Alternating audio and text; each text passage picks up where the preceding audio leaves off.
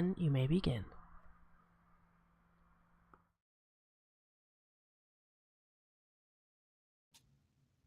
Gunner McFlaherty's Derelict Assessment Service by Gaylord Queen. Interior, civilian shuttle, day. Passengers strapped into position, blasting off. Tasha, 22, way too square for the snake tattoo around her neck, lays her hand against a window. Earth shrinks.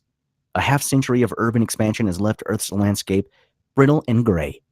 The paltry attempts to replant the forests have only made the loss more evident.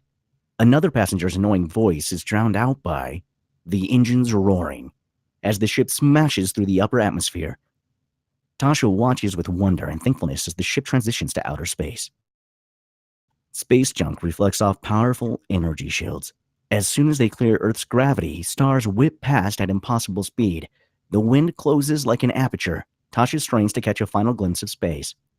No, bring it back. I want to see. It's gone. She settles back into her restraints, closes her eyes. Exterior, space. The stark white consumer ship is lit only by its own LED lights and its energy shields, which flash intermittently. It is in total darkness. No star's light shines bright enough to illuminate it, like traveling the ocean depths. We follow the ship on an odyssey through space, passing through a glowing purple nebula, zipping past uncountable arrays of stars, stopping off at an open airport in an asteroid. Passengers disembarking. More stars, more colorful than ever, touching down on another asteroid. Passengers disembarking, fewer of them now. Mechanics using jetpacks to make minor repairs. Passing more stars, weaker, more spread out. Only a few pinpoints of light remaining. Another asteroid, robots swapping out the engines, swapping out the shields, and the shuttle launches into total darkness. Nothing left in the sky. Interior, civilian shuttle. Tasha groans and forces herself awake. She looks to the left, a dozen empty seats. To the right, a dozen more. She is totally alone. Last passenger aboard. She unstraps herself, takes a few haltering steps, winces, legs asleep, rubs her thighs, wipes the crust from her eyes, leans on the wall, knocks at the cabin door. Whack, whack, whack, and it slides open for her before the third knock.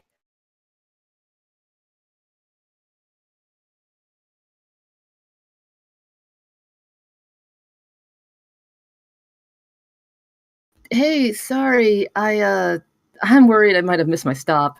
I was supposed to be dropped off at SR 388, I think. SR 388. So, I might have missed that one.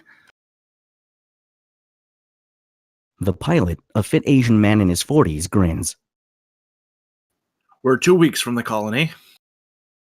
She doesn't understand. The co-pilot, an attractive black woman in her 30s, unbuckles her seat, shakes Tasha's hand. We're going to the Outer Rim. We've been flying for 3 hours, and everyone else is gone.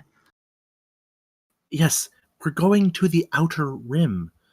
Never seen anyone so keen to get to somewhere they know nothing about. When we get there, you should talk to Gunner. Who's that? Interior, old dusty.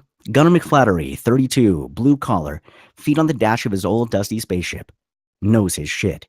Pulls up an official-looking work order for exterior, RF Aztec, Derelict. Super RF Aztec, Super, January 11th, 2330. Super, last contact 4 months ago. The debris stretches for kilometers. Gliding into view, old dusty, a dirty brown clunker. Extra engine on the roof like a spare tire. A dozen shield generators slapped on the sides, flashing lights. Old Dusty scrapes her aft against an opening in the RF Aztec. Her airlock spins open. Interior, RF Aztec. Tight on Gunner as he breathes. 10 heartbeats in, 6 heartbeats out. Huge, bulky, bleach-white spacesuit. Power generator strapped to the back. Utility belt. Grappling hook. Jetpack. The airlock closes behind him. He jackknives down the hall, zero gravity. Checks off boxes on a wrist display. Blip, no life signs. Blip, long-term power failure. Blip, hazardous to recovery crew. A brief pause as he scrolls down the list of options and blip, shit's fucked. Wham! Interior spacebar. Patrons cheering on a holographic football game. Karaoke on a shining neon stage. Glowing space drinks. Passed around. A sign nailed above the entranceway. Welcome to SR 388, a little black rock and a big black sky. Gunnar regales Claire, 30, Asian scientist, with the story. I clocked this thing right in the forehead. Glass cracks and its suit goes psh, and its face gets sucked out the crack like. He mimes his face getting sucked out of the helmet, makes the noise too.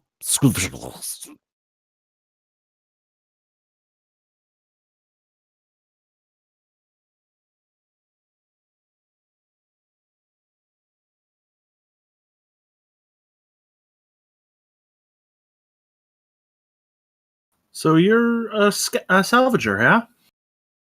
Gunnar leans back in his bar stool. Sorta. Not really. I guess. Government sends me to scat out wrecks and see if it's worth the effort to assemble a full-blown salvage team. I'm not a salvager. I'm an assessor. Behind him, on a bar stool, nursing a fruity drink that she despises, sits a young woman, Tasha. She perks up, listens in. I get sent out maybe once a month, sometimes more. Tough job, but benefits are nice. Claire double takes. Our research facility goes up in flames every 30 days. It's surprisingly common. I don't think common is a word I'd want associated with a research facility blowing up. I work in a research facility. I never heard of them blowing up. They don't blow up. They have to be evacuated. Evacuated?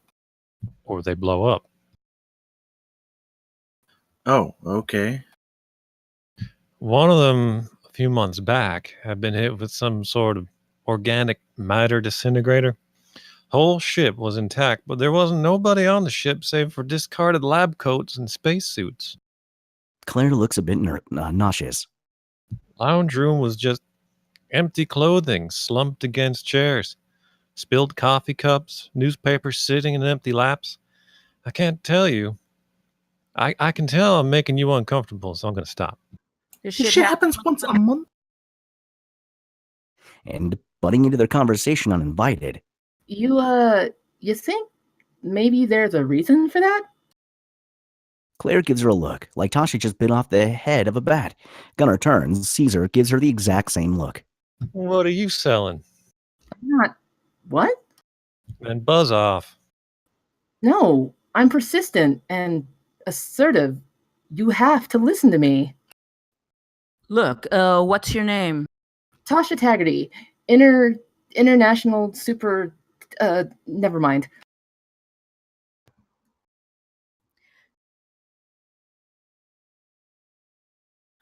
Tasha, look. Somebody else take. Tasha, we were having a nice conversation about the finer points of the fact that my workplace might not be as safe as I thought. And you can see why I'd rather get back to that. I understand how it feels to be a tourist, but, I'm not a tourist. Okay, so what are you? Tasha chews on this, struggles with the decision, grabs Claire, kisses her. Persistent. Interior, Gunnar's place, spinning three-way kiss as they rip off each other's clothes. Glass dome ceiling displays unfamiliar stars, bright and unwavering without an atmosphere to catch their light. Gunnar and Claire are at ease. Tasha is uncomfortable. She leans into the kiss a little too hard and bonks heads. Gunnar coughs. Claire steps back, immediately aware there's something wrong. Tasha tries for the kiss again, but Gunnar pushes her back. Deep, bellowing coughs that wrench him in half. He tries to speak, but he's interrupted by a tightening of his throat and another spell of coughing. Where's your phone? What do I... Jingle, jingle, jingle. Claire produces a set of car keys, deadly serious. Gunnar nods and points at her. Yes, good. Right. They don't have an ambulance service set up, which that makes sense economically for this kind of off-world colony. Gunnar and Claire are already halfway out the door. Whoa, hold on. Exterior, SR-388 Asteroid Colony. A small rover on wheels streaks over a loose approximation of a road carved into precarious canyon. Human settlements shine yellow in the horizon, glass domes. Claire drives, Gunnar sits shotgun, pale-faced. Tasha sits in the back, in the dark, twiddling her thumbs with worry. Atmosphere depressurizing. Interior, hospital. Gunnar lies unconscious in a hospital bed. Claire strokes Tasha's arm. I have to catch a flight in the morning. Nice meeting you. That's okay. Okay then. Tell me if he wakes up. Claire leaves. Wait, no, hold on. What's your name? And also your mobile number, and you're gone. Gunnar stirs, rubs his eyes, leans up. Only Tasha left. Still here? Yeah. It's not your fault. I keep putting off the surgery. She studies his face. You can go if you want. The nurse, 55, unhooks Gunnar's bed and wheels him away. Surgery? Interior, surgery. Surgeons remove metal components from Gunnar's lungs. Tasha watches through glass walls. It becomes obvious that a significant portion of Gunnar's internal organs are mechanical. Heart, lungs, liver, all robotic. Interior, recovery center. Gunnar and Tasha stroll through the recovery center. A bright, friendly place lit by fluorescent lights. People of all ages share the space and play futuristic board games. Gunnar's hospital gown, parts at the chest, reveal fresh scars all stitched up. Already healing fast. He needs a walker to move, but he's comfortable with its use. Why do you think this colony's so popular? Tourism? You can get the same view from any old rock in the galaxy. A crippled patient wheels past Gunnar. They share a friendly smile, and Gunnar gives him a fist bump. It's the hospital. They specialize in hyperfibrillation disorder. So the hyper part of that, it's really fast? What?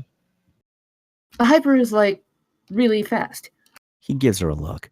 And the fibrillion is...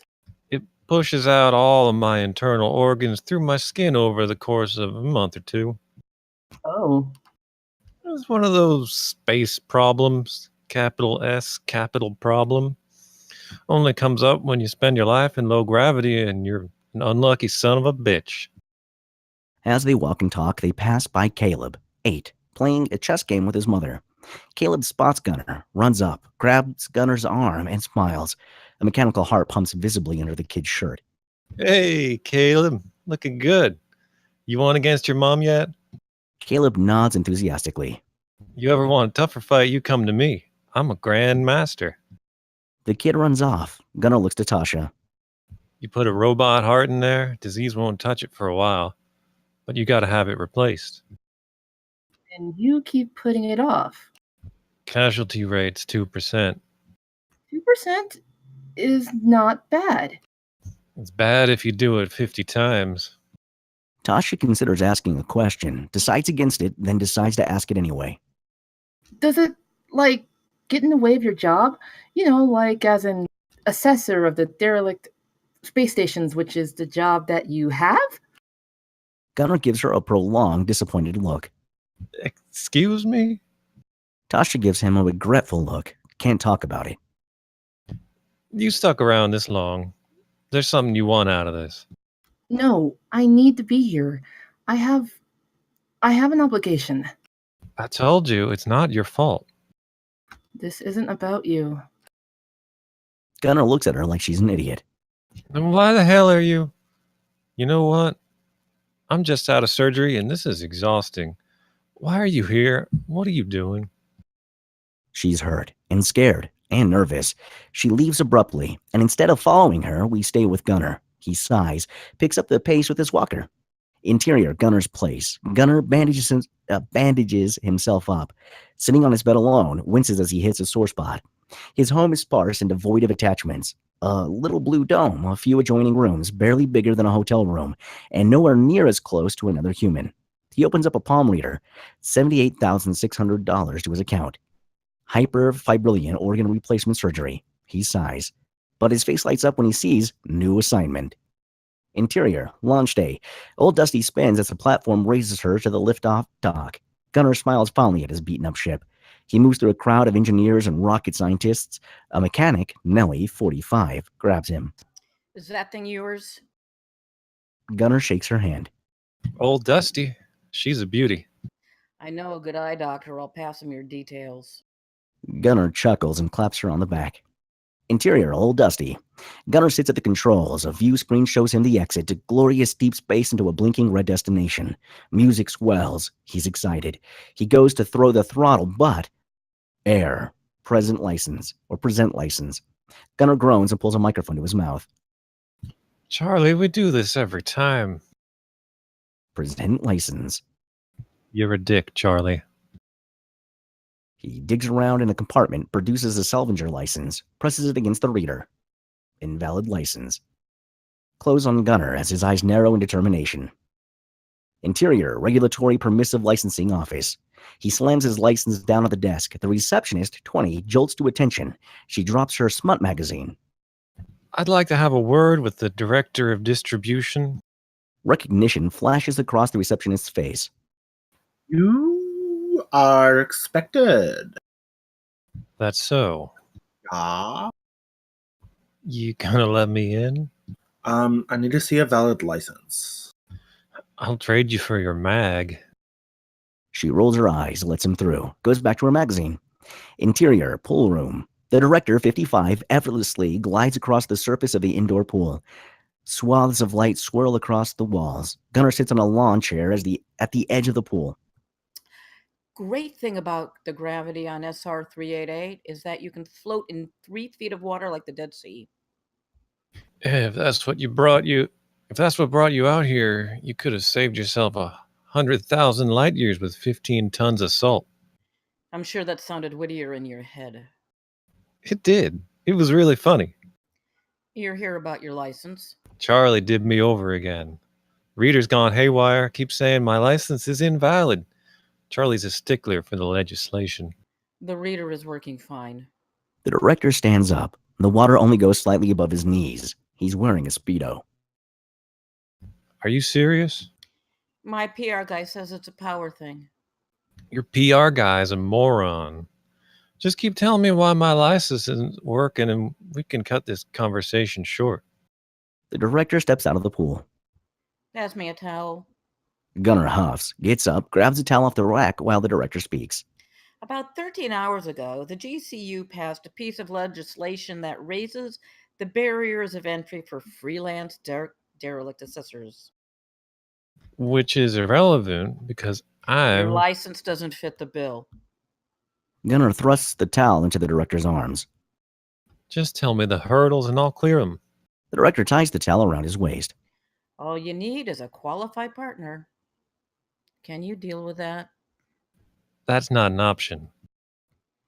Don't be silly. I'm sure you'll bond with her eventually. You don't understand. It's literally not an option. I'm the only qualified assessor in...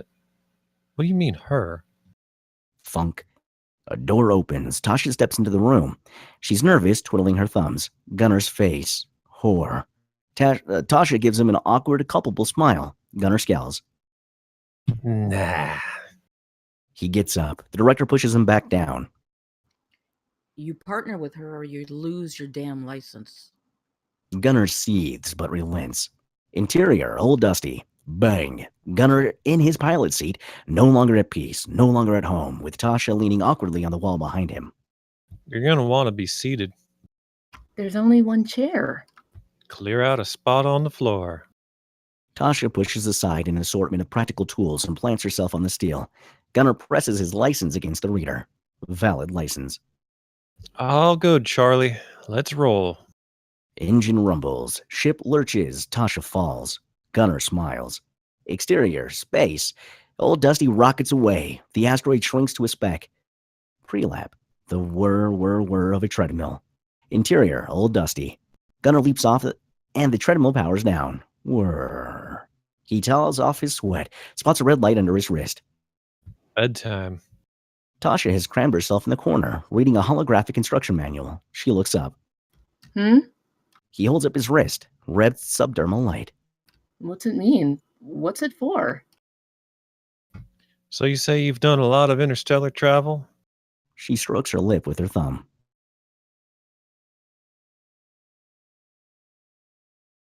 Well, a couple of years.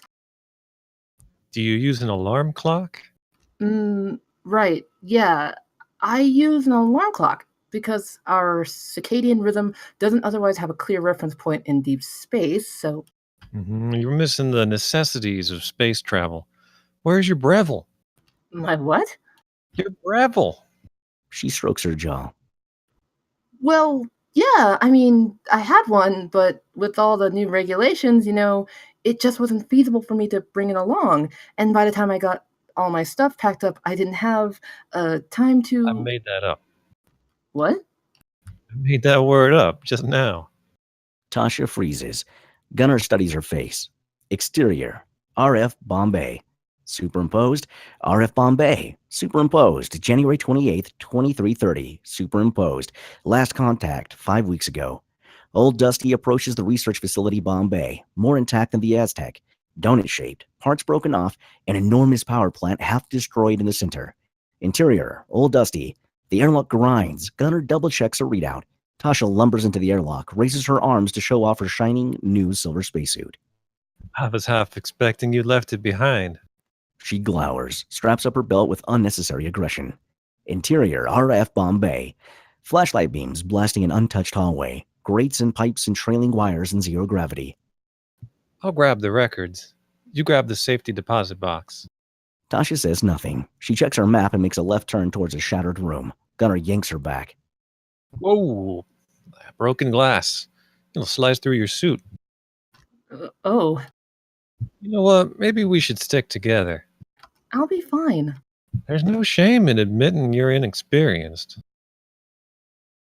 But she's already gone. He shrugs and moves onward. Fade 2. He settles into the captain's chair, connects his power generator to the computer. It whirs to life. He plugs in a data stick, startled by a robotic voice in his helmet. The extermination of the human race is inevitable. You're the 5th one this year. Pulls out the data stick, unplugs the power. On Tasha. Tumbles into the security room. Broken monitors fill the room with shards of glass. One shard spins closer and closer to her face.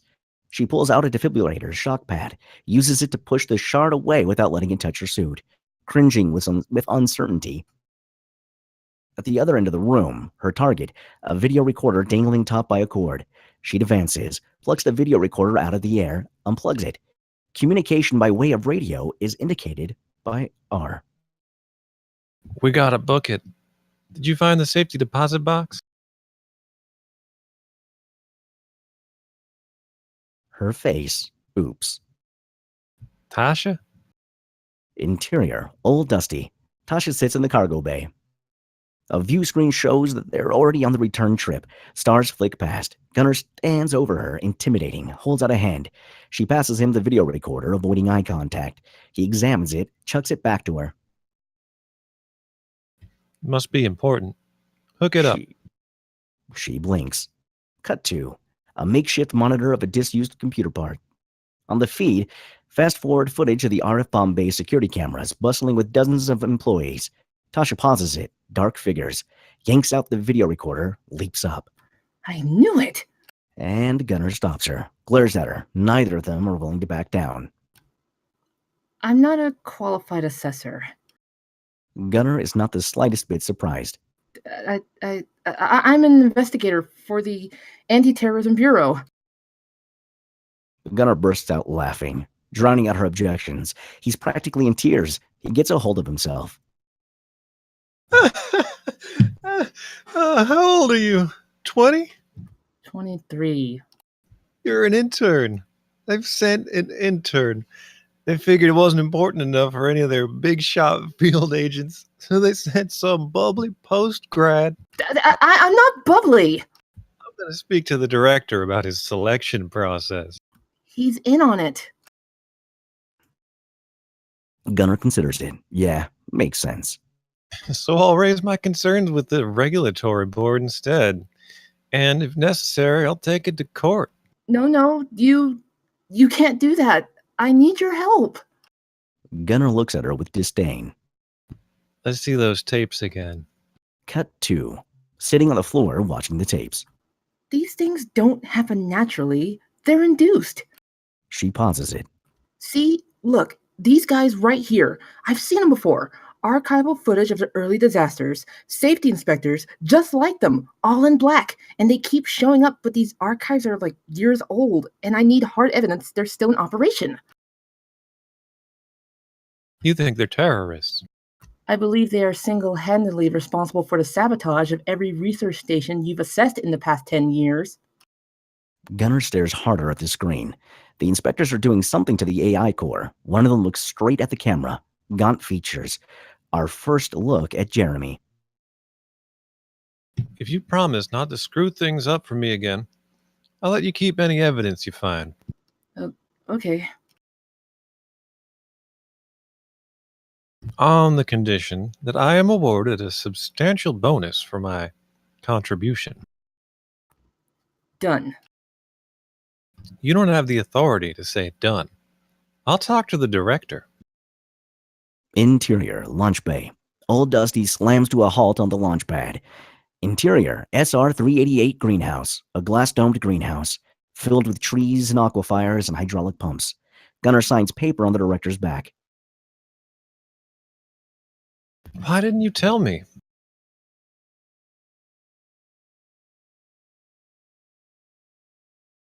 Oh, you wouldn't have agreed. Yeah, He folds it up. The director straightens. The document covers an NDA against the discussing the terms of our agreement beyond your partner and myself. But it also provides you with a small bonus and assurance that you won't be tied to our proceedings if they come out, and insurance for any damages or necessary upgrades to your ship. Gunner looks at him like he's an idiot. I know. I read it. Pre-lap. The dirty mechanical sounds of a machine shop. Interior, shipyard. Old Dusty hangs precariously from robot arms, while Nellie tinkers with its shield generators. Tasha's intimidated by the ship. Gunner hollers a greeting. Nellie raises her welding mask. Hey, you're the weirdo with the shitty ship. One and only. How's that eye, doctor? Married him last week. Sick. Give me props. They fist bump. Mrs. Petronelli, eh? Petronella Ford. Call me Nellie. We good? So good. But we ought to talk business. Your ship's got so many mods I can't even tell its make. Uh-huh. I'm gonna need you to exacerbate that. My partner's got some unusual requests. Tosh? Tasha blinks, freezes up. She ain't no salvager. She's a consultant. And I'm a ballerina. Tasha brushes off the remark. Right. What I need signature masking. Ooh, boy, now that's time to cash in that store credit. Go talk to my associate in the back and we'll sort something out. Gunner gives her a salute and disappears into the back, leaving Tasha to stare at Old Dusty. The ship looms. Get you thinking, eh?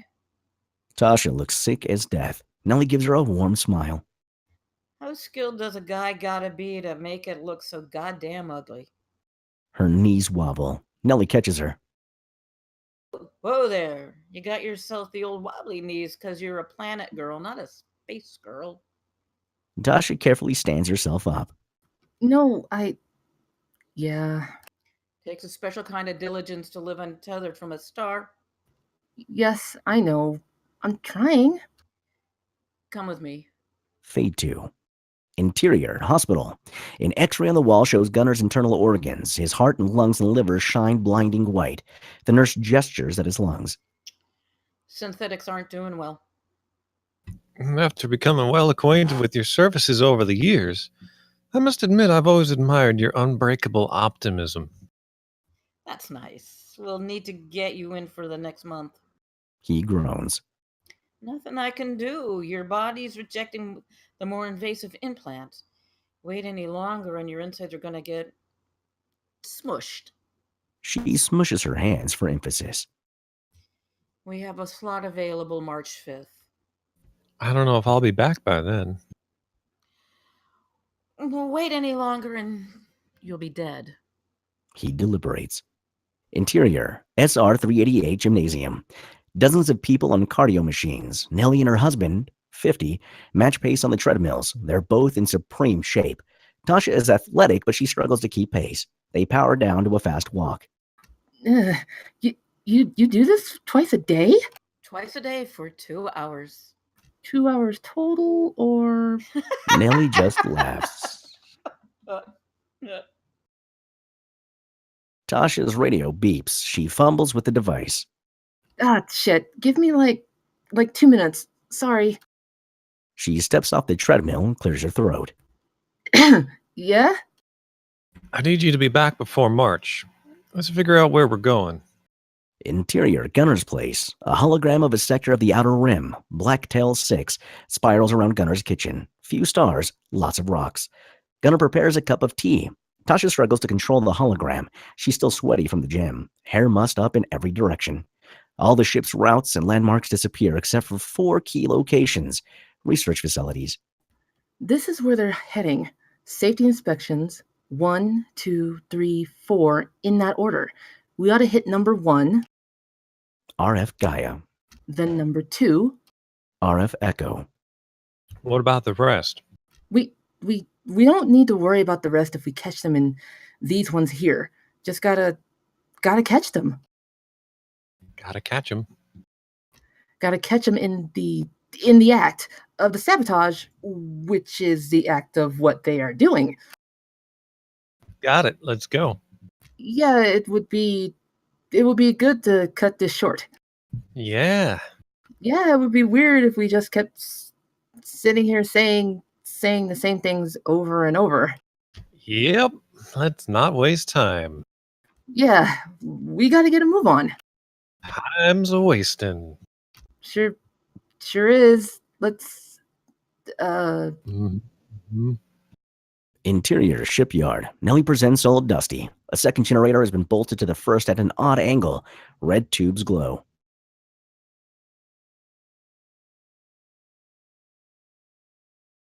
Red tubes glow.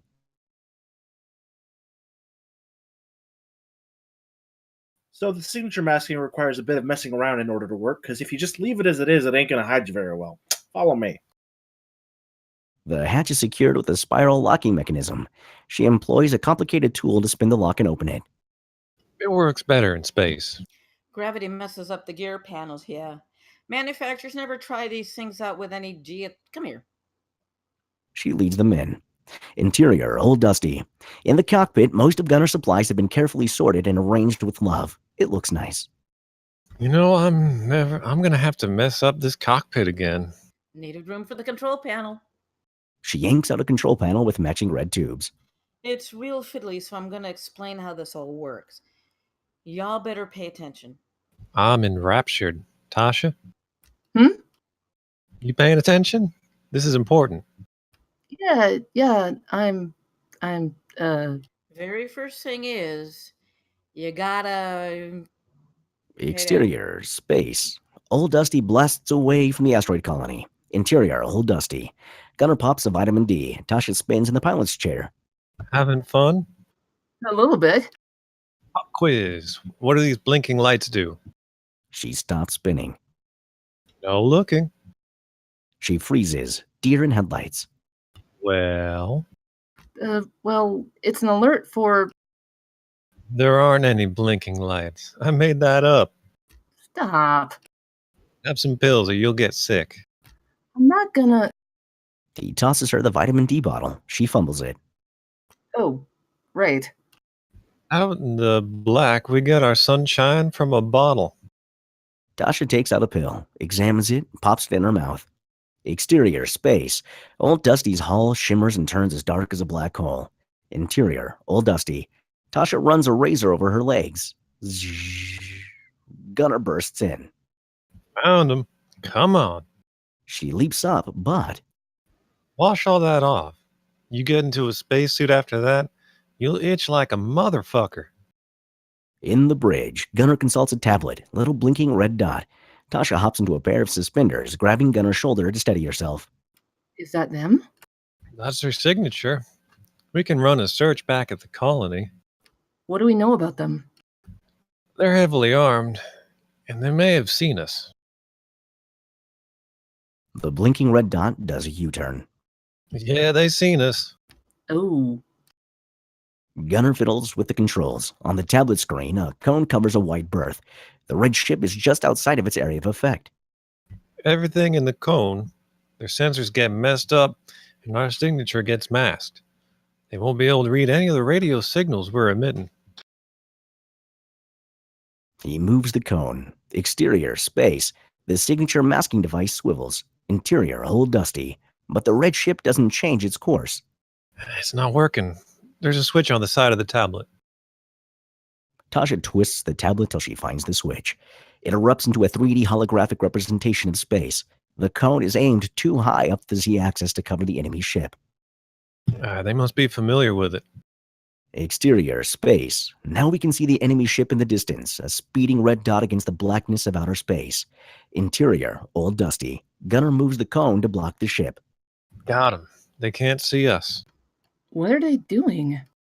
A ripple of energy emits from the blinking red beacon. As soon as the ripple passes through their position, the red ship locks on. Take the panel. He pounces for an array of consoles. Exterior, space.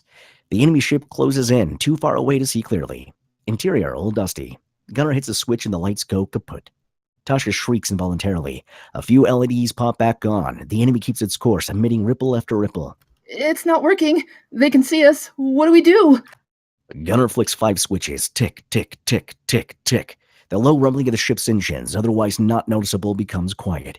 It's the same feeling you get when your refrigerator turns off in a power outage. Dead silence. How do they still see us? Gunner stares at the holographic tablet. Of course. You know what it is? It's the artificial gravity. He smacks a button, hits confirm, hits really confirm. No, no, no, no, no! She loses her grip and floats into the air. She wails in shock and scrambles for a handhold. Gunner grabs her and quiets her. He takes the control panel and keeps the cone on the red blinking ship. Exterior, space. The enemy ship comes dangerously close. We finally get a good look at it. Tiny and red, zippy like a mouse, bristling with jagged cannons and blinking radar arrays. Interior, Old Dusty. Gunner and Tasha hold their breaths. Gunner keeps the cone on the red blinking light, which is now huge. Tasha squirms, itches. She scratches at her leg. Exterior, space. The enemy ship looms. Interior, Old Dusty. Tasha's itching so bad she can't stand it. She goes to peel off her suspenders. No, you don't want any of that in your lungs. She grimaces, clawing frantically at her leg. Exterior, space. The red ship loiters, then flares its engines. It takes off. Interior, Old Dusty. Gunner keeps the cone of them until they're far away. He relaxes. Notices a button on the control panel. Auto lock. Huh. He hits it and releases the controls. The cone stays locked onto the enemy ship. That would have been so much easier. He braces against the floor and hits all the switches. Lights, engines, and gravity all sputter back to life. He catches Tasha before she smashes to the ground. She flashes him an apologetic smile. How's the itching?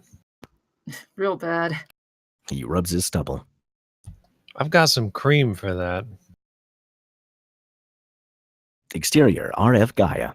The research facility Gaia is frightening and complex and asymmetric, the inevitable result of a dozen competing lobby groups all vying for control. Massive halogen lights guide Old Dusty towards its docking ports, giving away the jerky movements of a human controller. The facility hasn't been destroyed. It's still operational. Superimpose RF Gaia.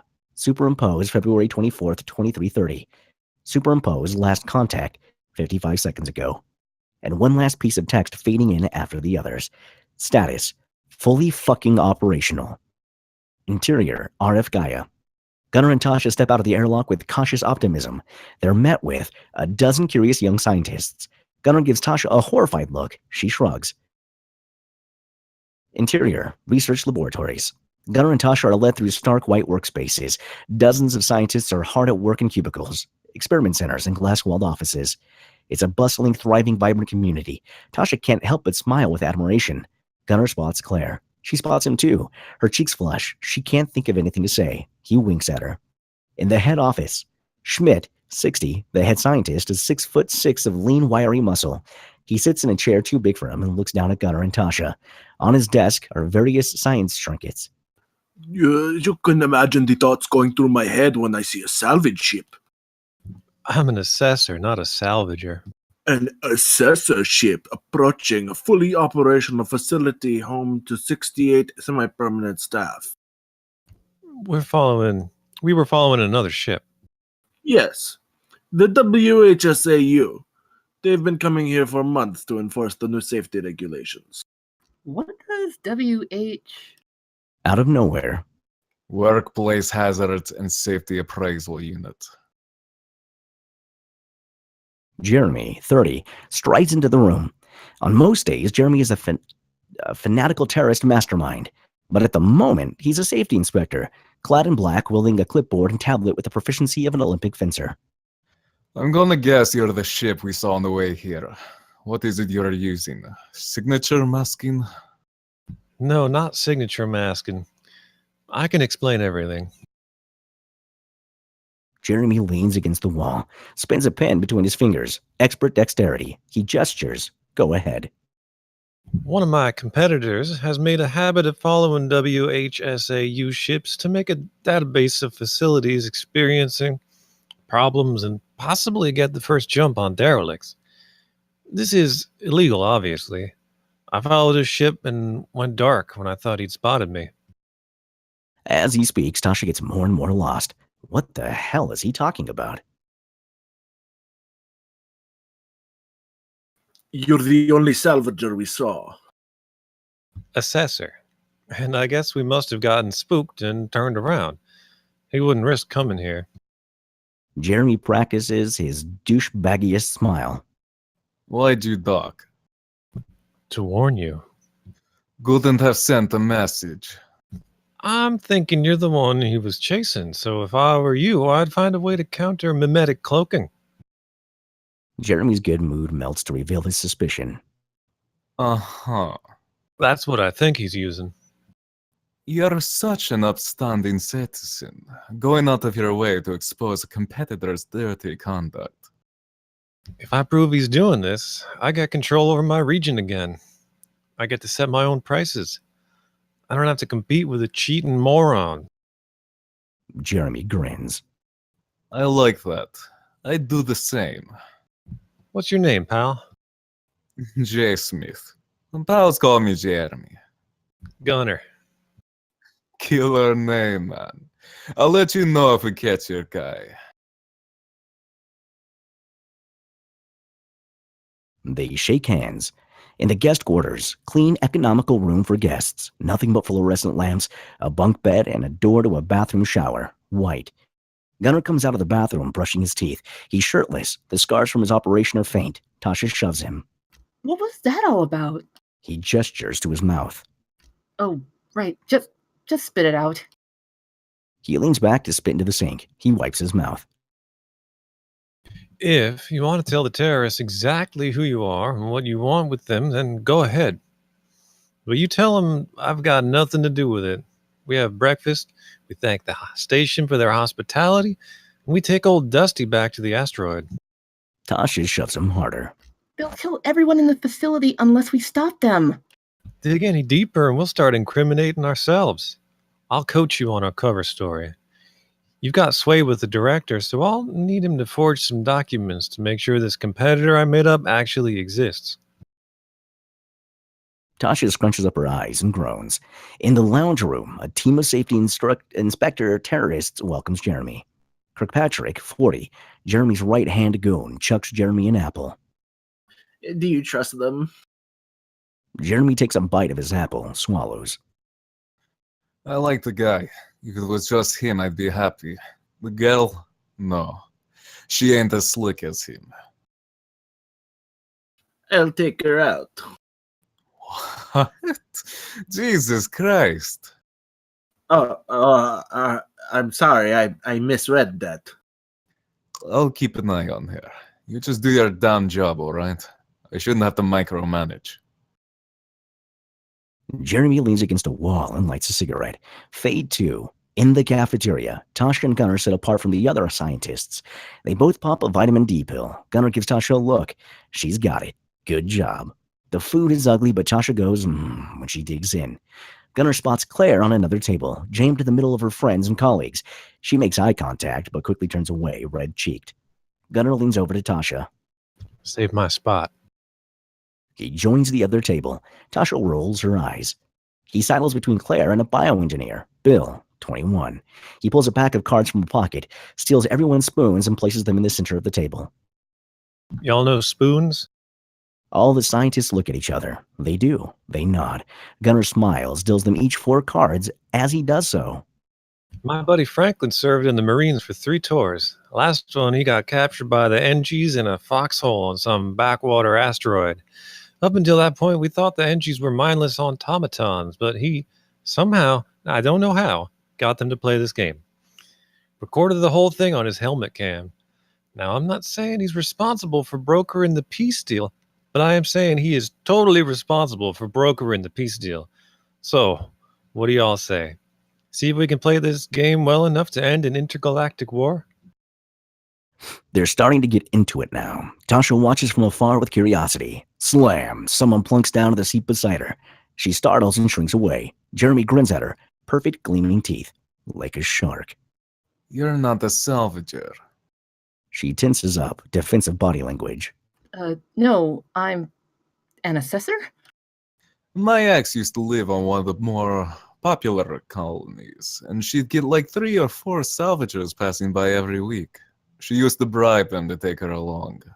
You were fine with that? I said she was my ex. Talia allows herself a laugh. But you're saying I'm doing the same thing with Gunnar.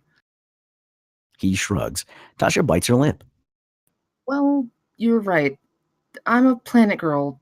Never been out this far before. Can't get much further than this. You want to see the biz nasty these science freaks are hiding. Tasha's caught off guard. She fakes an encouraging smile. In the restricted sector, Jeremy rewires a door and it slides open. Dark hallway. This is like on a scale of spooky to too spooky. It's too spooky. They venture inside. Jeremy turns on a flashlight from his tool belt. A white arc illuminates a containment tank. A squid-like alien floats suspended in a cryotube. Over a decade on the job. All I see is code violation after code violation. They examine the alien. It's motionless, but scanners show brain activity on display monitors. Over a decade. Since I was a teenager, yo. I misjudged you. You're not a moron. You're only a case of arrested development. You really think big emotions come from big words? Oh, you got it. Hemingway, you think I ain't well read? I'm a genius. IQ 300 and 73? 373. That is unlikely. Jeremy laughs. No, but seriously, how many sons of bitches out there read Hemingway? 2 of us in a billion? You want to make out in front of this alien? What?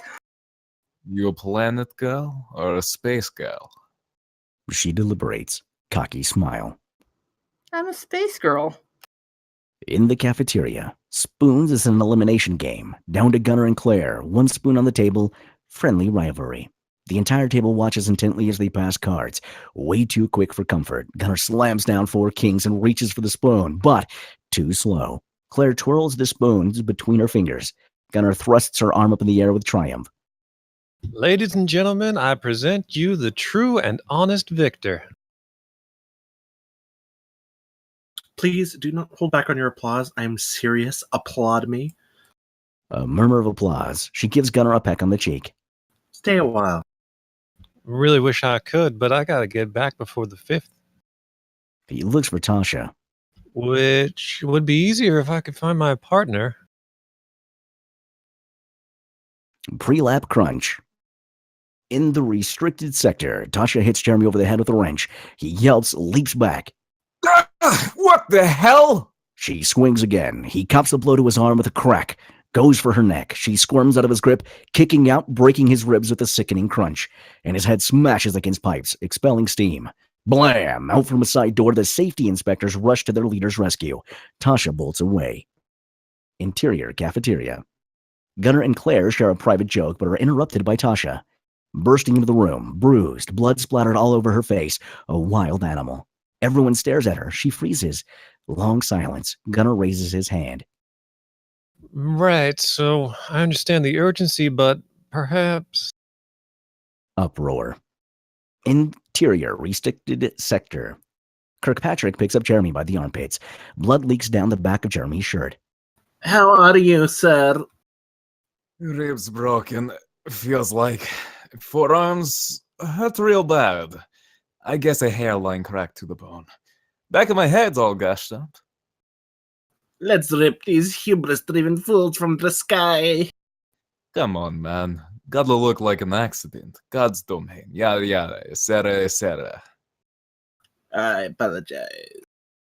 Interior laboratories.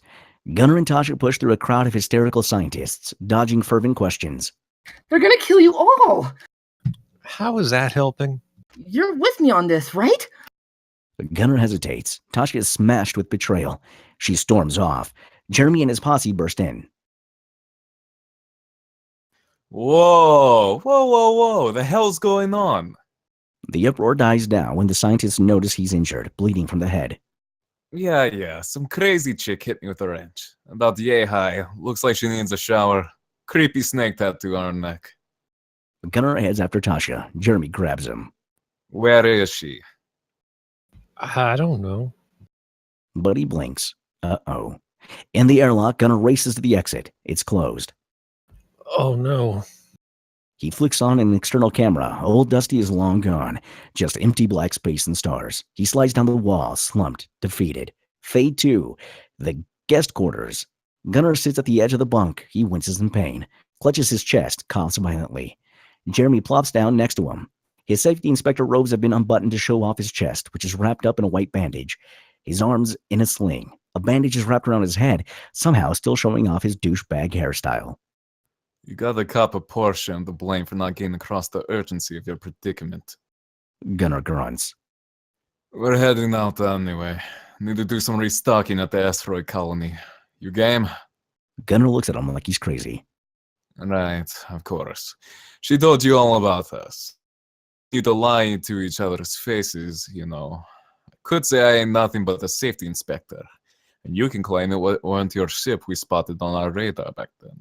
Or, and hear me out, we can be straight with one another. Jeremy puts his hand on Gunnar's knee. What do you want? The total arrest of modern scientific advancement. Ah, I see. Tower of Babel, motherfucker. Fucking Icarus, Frankenstein, Alien the Matrix, Jurassic fucking Park, goddamn Star Wars, the island of Dr. Moreau, the cabinet of Dr. Caligari, Doctor Who, so many fucking doctors, man. Hundreds of years of stories telling us again and again that playing God leads to destruction, that our faith is all that keeps us alive, and we never fucking listen. We just keep on trucking through advancement after advancement, and nobody's ever happier as a result. We peaked our lifespan at 100.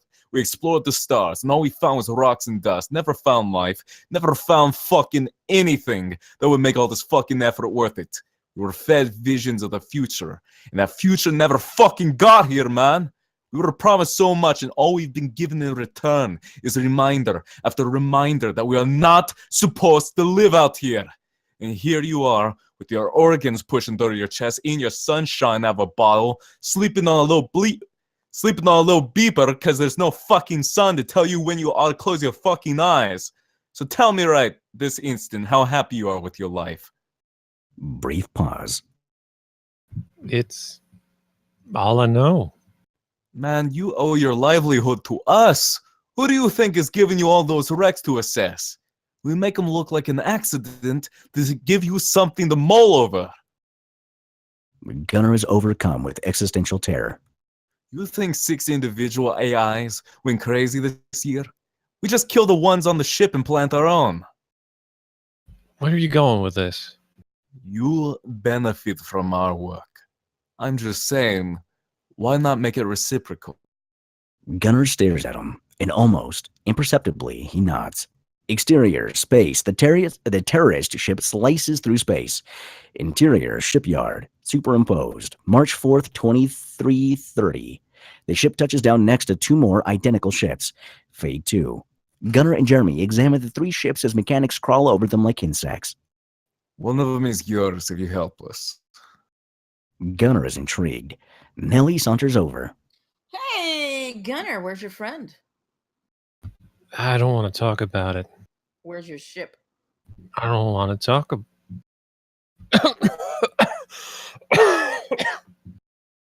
He devolves into a coughing fit. Interior, hospital. Gunnar is wheeled down a bright fluorescent hallway to surgery. He loses consciousness. Interior, recovery center. Gunnar wobbles on his walker through the recovery center. Surgery's taken a lot out of him. He scans the room. Something's wrong. Something's missing. A crippled patient wheels up. Where's the kid? Where's Caleb? The crippled patient looks away. The color drains from Gunnar's face. Interior, Gunnar's place. Gunnar sobs at the edge of his bed. Interior, wake. Gunnar joins the mourners around a child-sized coffin. Caleb's father stands to give a speech, but he can hardly keep it together. Caleb's mother gently takes the microphone. To the edge of the galaxy we came on a chance to save our son.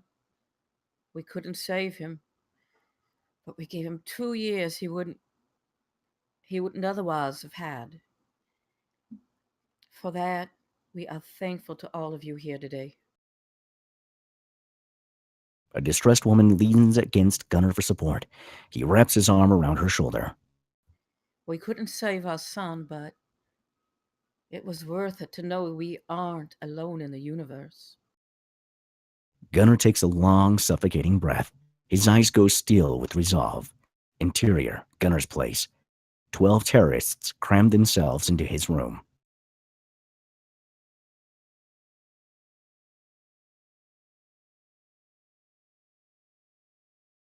Gunnar shows off the holographic map of Blacktail 6. She reckoned you'd hit these places next.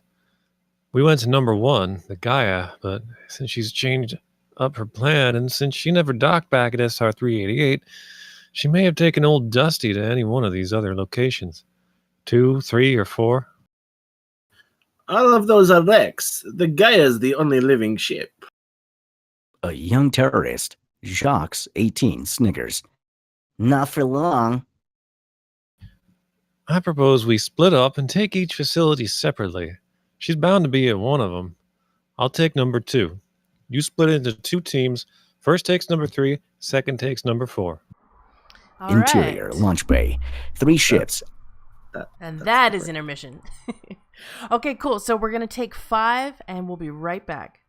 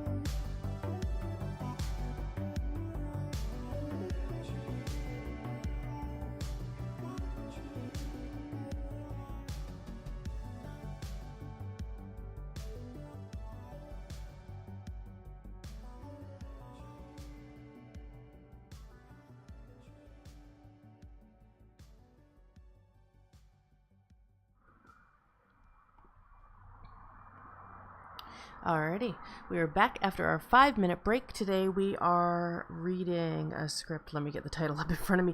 Gunnar McFlaherty's Derelict Assessment Service by Gaylord Queen. And our table readers are knocking it out of the park. Let me rejoin them now and give a quick shout out first. Actually, I should give a plug for our website, which is twitchtablereads.com. If you have a script you'd like us to read, either a short film, TV pilot, or feature film, go to twitchtablereads.com, click on submit your script. It's absolutely free, and maybe we will choose your script. All right, here we go. Okay. Why am I on mute? Real quick here. Where exactly did we leave off again? Whoopsies. Whoopsies. Well, while Nave is figuring out where we left off, I'm figuring out why my audio is not working. Hang on. Why am I on mute?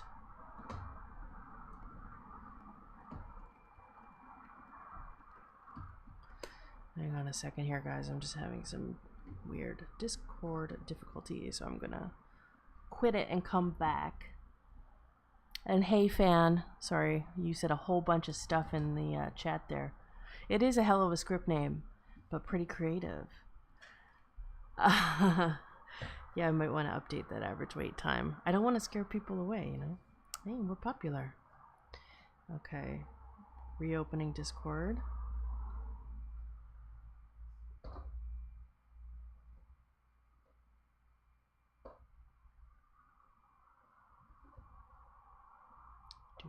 Do.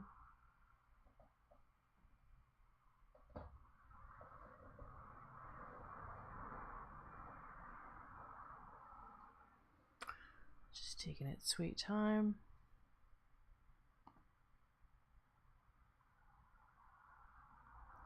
Try this again. Oh.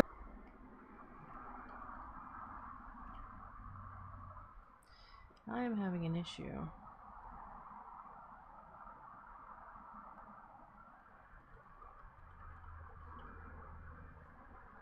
This is very strange. Hang on.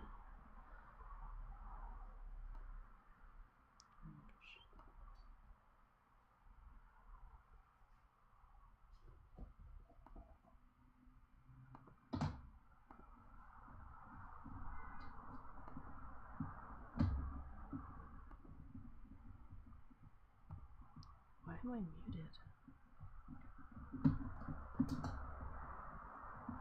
Oh, now I'm unmuted. Is it working? Yeah, I was server muted. How did that happen to me? Okay, I'm coming back now.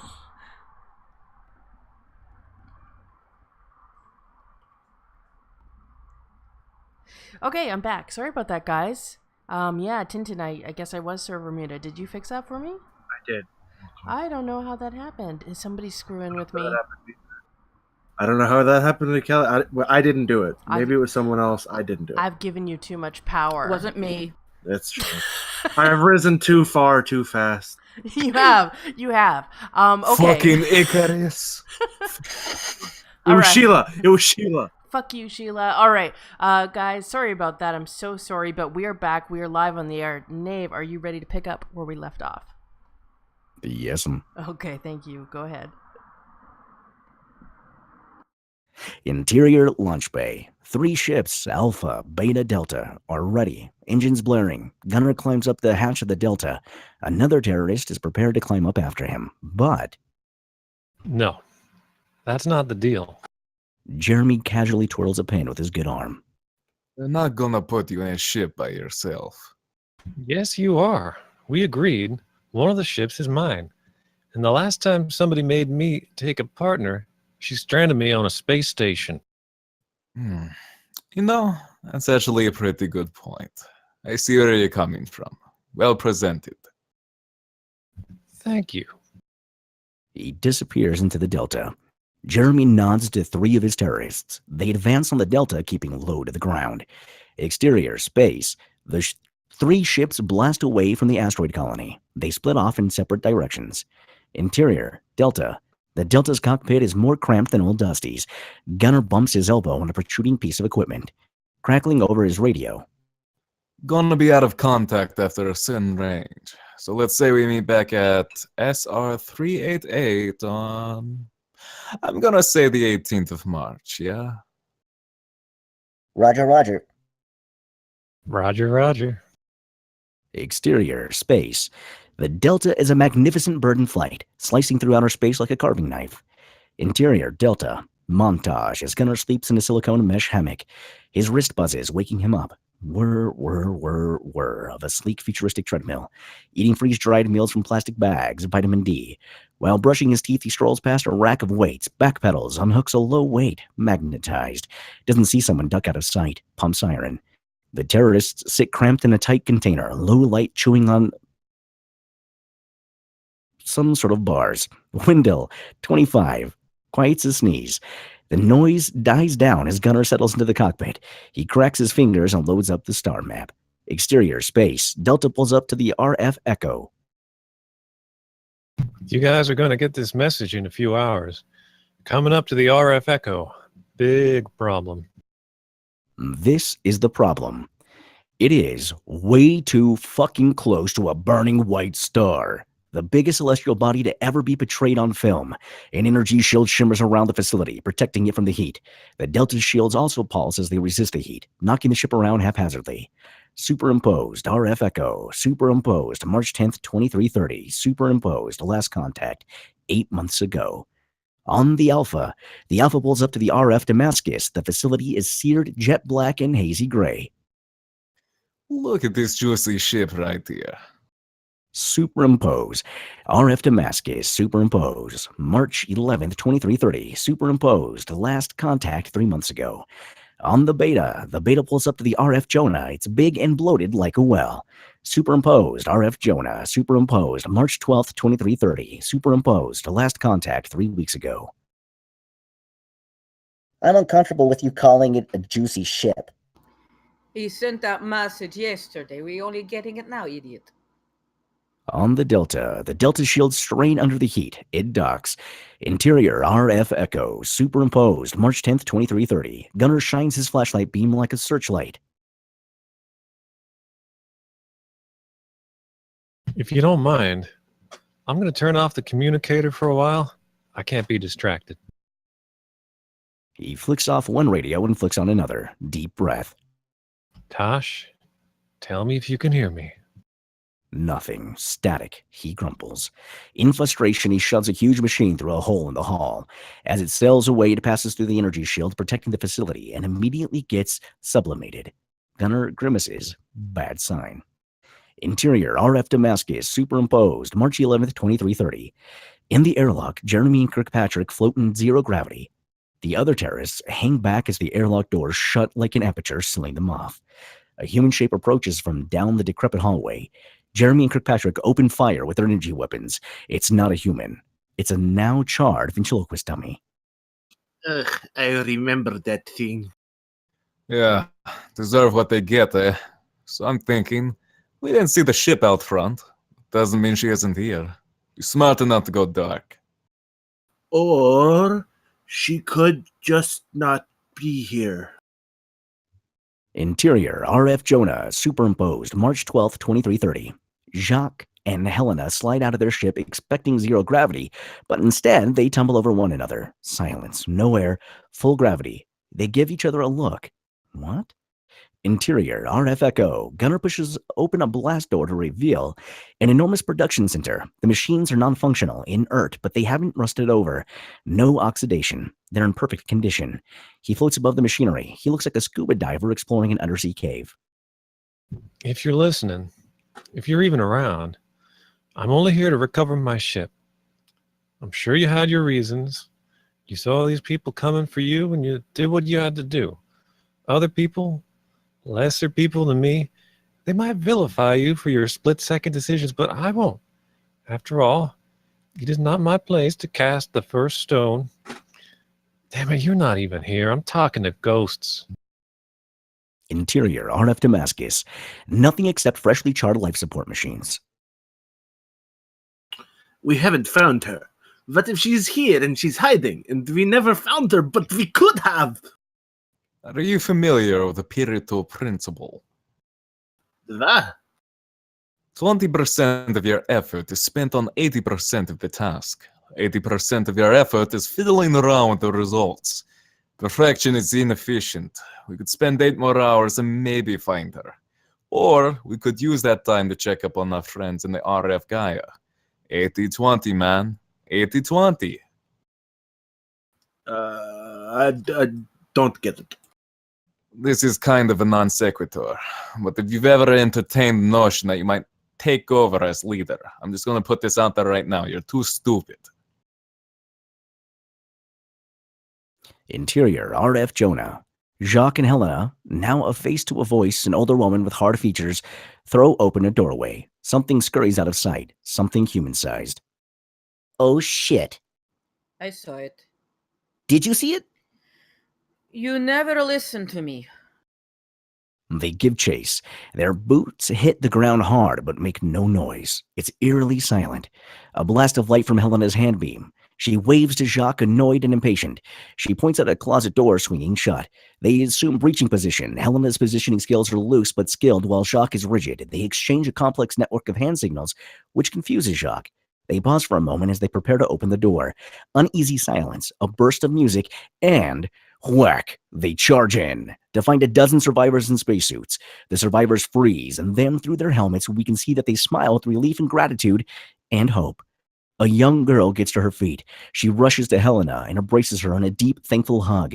Helena pushes the little girl away. Zow! She shoots the girl in the head. Jacques opens fire on the others. Interior, RF Echo. The hallways are squalid but beautiful, brightly lit by the dangerous, pulsing, colossal white star. Far in the distance, underneath an observation deck, a spaceship flashes. Its shields deflect a wave of heat. Gunnar does a double take. Is that? It is! It's old Dusty. His radio crackles. I'm listening. I'm here. I knew you'd be here. That's why I came by myself. Looks like you kept my ship in working order. How did you get here? Oh God, what did you do? On Tasha. She watches Gunnar from her perch up on a spire. Her eyes go to old Dusty, then to Gunnar, then back to old Dusty. We pull back to show she is further from the ship than him. Stay where you are. She watches Gunnar as he looks around. His voice feels disconnected from his body. I don't trust this place. I'm coming to get you. Just stay put. On Gunnar. He shields his eyes against the light. That light, that's an A-type main sequence star. This monstrosity is hundreds of times more powerful than the puny gods we worship on Earth. I'm thinking the shields are over-divided. They could give out any minute, one by one. We'll die so fast we won't even notice. You're negotiating with terrorists. Excuse me? I saw the ship they gave you. On the Delta, a terrorist, Wendell, crawls out of the Delta into the RF Echo in a spacesuit. He waves at the others to stay behind. On Gunnar. And they knew where they were going. They knew you were after them. They sent out 3 ships to 3 facilities, and I insisted I come to this one alone. I insisted because I knew you'd be here. All I want is my ship back. The walls rumble around him. The white star pulses with flares bigger than planets. We don't have time to fight. On Tasha. From her elevated perch, she watches as an area of the energy shields gives way, and an entire section disintegrates, stopping at the perimeter of another energy shield. The hall shudders beneath her. I'm leaving in my ship whether you're with me or not. Does that make any sense to you? You have a bad habit of not understanding things. You always do this. What, make you feel stupid? The ship rumbles around them. Tasha peers through a hole. She's got the drop on him. In the words of the great poet Randall Munro, communicating badly then acting smug when you're misunderstood is not cleverness. Gunnar can't help but grin. You know, that's not inaccurate. I think we're starting to understand. Thunk. Tasha hits him in the back with a pipe. His jetpack snaps and expels steam. He swings at her. She ducks. In the back? Really? I want to trust you, but how can I trust you if you side with whoever pays you the most? She hits him in the face. He flies back. He spins. He can't control his spin. She screams so hard she fogs up the inside of her helmet. You're just some nobody who doesn't give a shit about anybody but himself! Behind her, a red warning flashes. Meltdown. Another huge section of the facility turns red. Lots of red. Bad. She notices the red outline of the walls. Uh-oh. She turns back to Gunnar, but he's gone. The facility grinds and cracks. The terrorists are right. We're not meant to be out here in space. We were never meant to leave Earth. Tasha's headlamps slices across the derelict halls. If I was born on Earth, you think I'd be a better person? You're so concerned with who you are that you've never thought about what you stand for. She climbs up through a gaping hole in the roof. She has a good view of the rest of the facility from here. We follow her to reveal a breathtaking panoramic view. The facility is in tatters. Entire mile-long sections are detaching from the main bulk and falling out of the energy shield, exploding into sparkling dust and evaporating. I guess you're right. Massive bits of metal flake off and spin away. It's funny. Out here, everything's trying to kill me. And yet, my only aspiration is to stay alive. She spots a headlight. Strobing through broken windows, it's Gunner. And across the gap is Old Dusty. Shit. She spots another ship attached to the airlock. It's the Delta. She sets off frantic. On Gunner. The quickest way to Old Dusty is across an empty gap. All around the energy shields shimmer. They're about to give way. Concentrated flashes of radiation reflect off of them. Gunner growls. There's a crack in his helmet. Oxygen leaks from the crack in a bubbling stream. Psh. Oxygen, 91%, 90%. He mouths, fuck it, and pushes himself off. Untethered. We float with him as Old Dusty draws nearer, but something's wrong. He's not headed perfectly for Old Dusty. In fact, he'll miss it completely. Oh, no. He fumbles with his jetpack. Clack, clack. Nothing. Unresponsive. It puffs out a single paltry jet of steam as if mocking him, and we hold on him as he gets steadily further off course. He's not going to reach his ship. Oh, no. On Tasha. Whoosh. Zoom. Dodging debris. Wham! Through a collapsed wall. Into the remnants of the factory area. Machines detach from their bolts. She spins around one of the larger ones, barely avoiding a snapping wire. A walkway curls in on itself like a paperclip. She dodges it and sails through the door. Leading in the direction of the airlock, since most of the RF Echo's hull has been ripped apart, we can see the red paint job of the Delta outside. Tasha smiles with relief. On Gunner. Running out of time, oxygen escaping from the crack in his helmet. 78%, 77, 76. I need thrust. Dawning realization. Got it. Pulls out wire cutters. Cuts his oxygen line. A huge jet of pressurized oxygen throws him to the side. He loses his grip. The wire cutters sail away, forgotten. The oxygen line flutters around spastically, propelling him in all directions at once. He manages to get a grip with both hands, aiming himself. Oxygen, 35%. 26%. He slams against Old Dusty. Success. Fumbles for a handhold. Unlocks the hatch by spinning it around. Huge and heavy, the lock is sturdy. Sticky. Unresponsive. Oxygen, 17%. 8%. Don't keep air in your lungs. 0%. The oxygen line dries up. Gunner expels the air in his lungs. His pupils dilate. His movements become sluggish. He struggles to keep his grip on his ship. The big sturdy lock spins and spins and spins, and the energy shields around the facility give way. The heat of the star hits us with full force. We're consumed by scorching white light. Interior, Delta, still wearing her suit. Tasha settles into the cockpit. How do I fly this thing? She reaches up on the ceiling and finds a button marked Release. With hesitation, she presses it. The Delta groans and cracks. Cut to.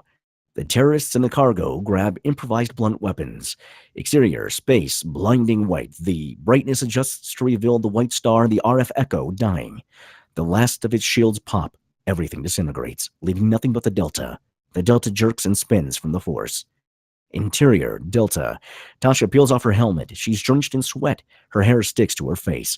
She presses every button she can find. Nothing works. Exterior, space. The Delta struggles. It glows from the heat. Interior, Delta. Tasha smiles with triumph when she finds engine start. Click. The Delta rumbles. Exterior, space, but one engine immediately malfunctions, sending the Delta spinning in circles uncontrollably. Interior, Delta, loud explosive shuddering. Tasha wrestles with the controls. She's screaming, but the noise is so loud we can't hear her. Exterior, space, the tiny Delta spinning and spinning and spinning, and boom, another ship rockets into view. Old Dusty. Interior, Old Dusty. Gunner looks at peace in his cockpit. You reading me, Tosh? Crackling radio. I'm so sorry. I didn't think I could trust you. Can't blame the mouse for breaking out of the cage. I'm coming to get you. End of story. We hear Tasha choke up over the radio. I don't deserve... That mass market piece of junk ain't gonna hold up under the heat. Can you get her to stop spinning? Interior, Delta. Tasha yanks the yoke to the left as hard as she can. Exterior, space. The Delta spin slows until it comes to a stop. Wow, is this the first time you ever flown that thing? First time. You're doing great. Old Dusty sidles up next to the Delta. Interior, Delta. Tasha leans back in her chair. I am doing great. She spots a human figure in the reflection of the computer monitor. A terrorist swings a wrench at her head. She grabs his wrist. They stare at each other for a second, jointly realizing what's happened. And She spins the chair and trips him, knee to his face, elbow to the wrist. Bam, bam, until he's disarmed.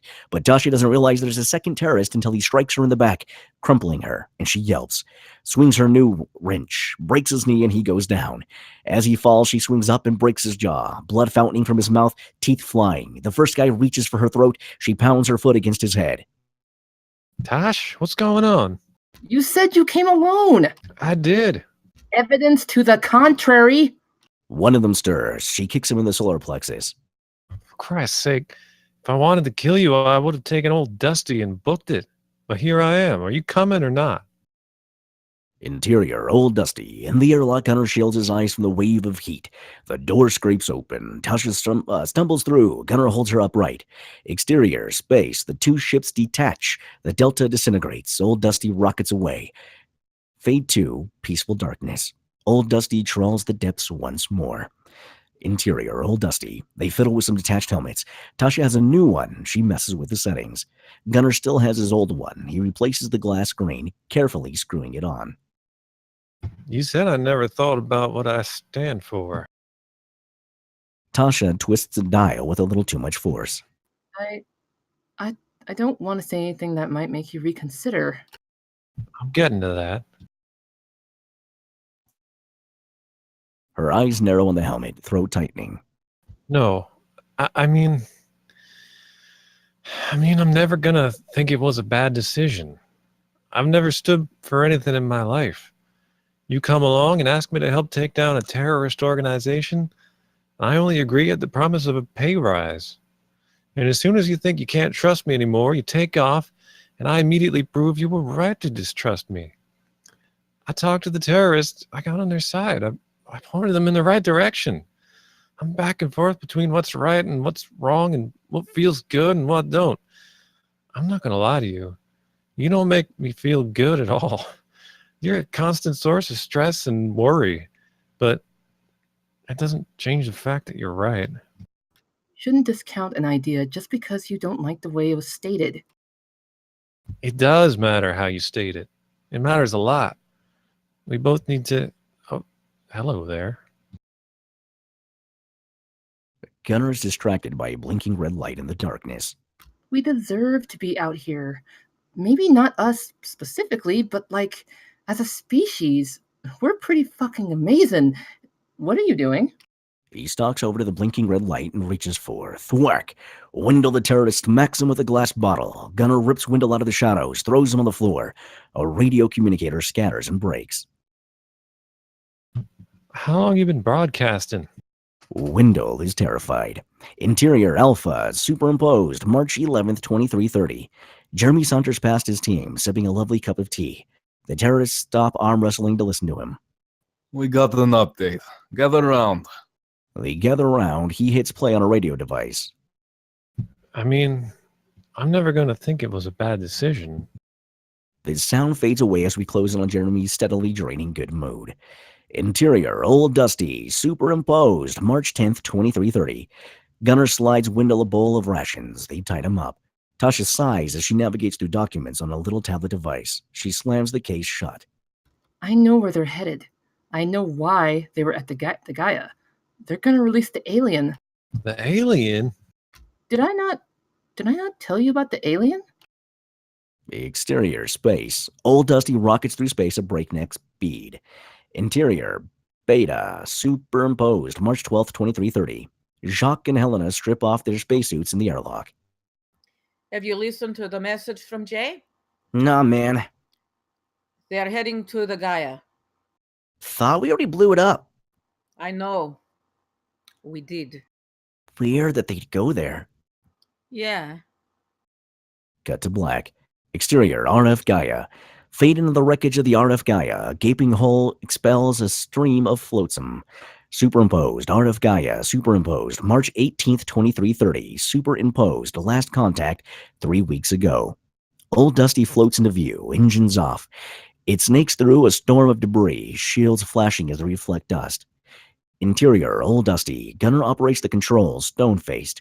We track down to Tasha, who lies slumped on the floor underneath the desk, tiny. What do we do?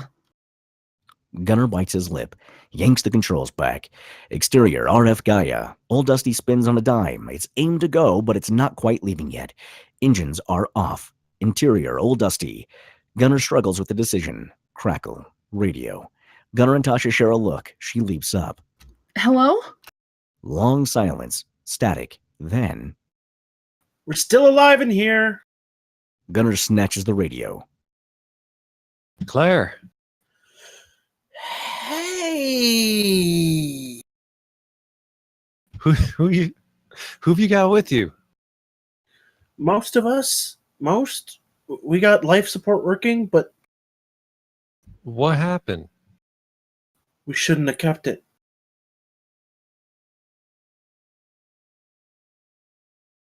The alien. It's here somewhere.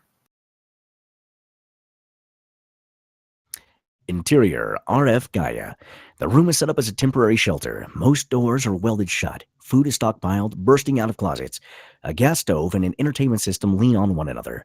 Sleeping bags line the floor. Hammocks line the walls. Claire and 24 other young scientists huddle around a portable heater and a radio. Lights flicker weakly. We've been camped out in here for weeks now. Don't worry, we're coming to save you. I saved this chick the other day, and it was super heroic.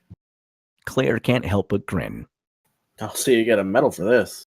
Schmidt, the science director, perks up, his legs broken. You got someone on the line. We're not gonna die.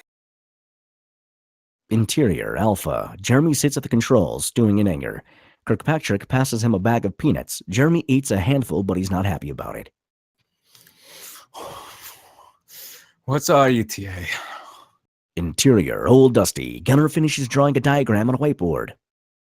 So the computer calculates that the terrorists would have caught our mistake around 5:30 UTC on March 11th.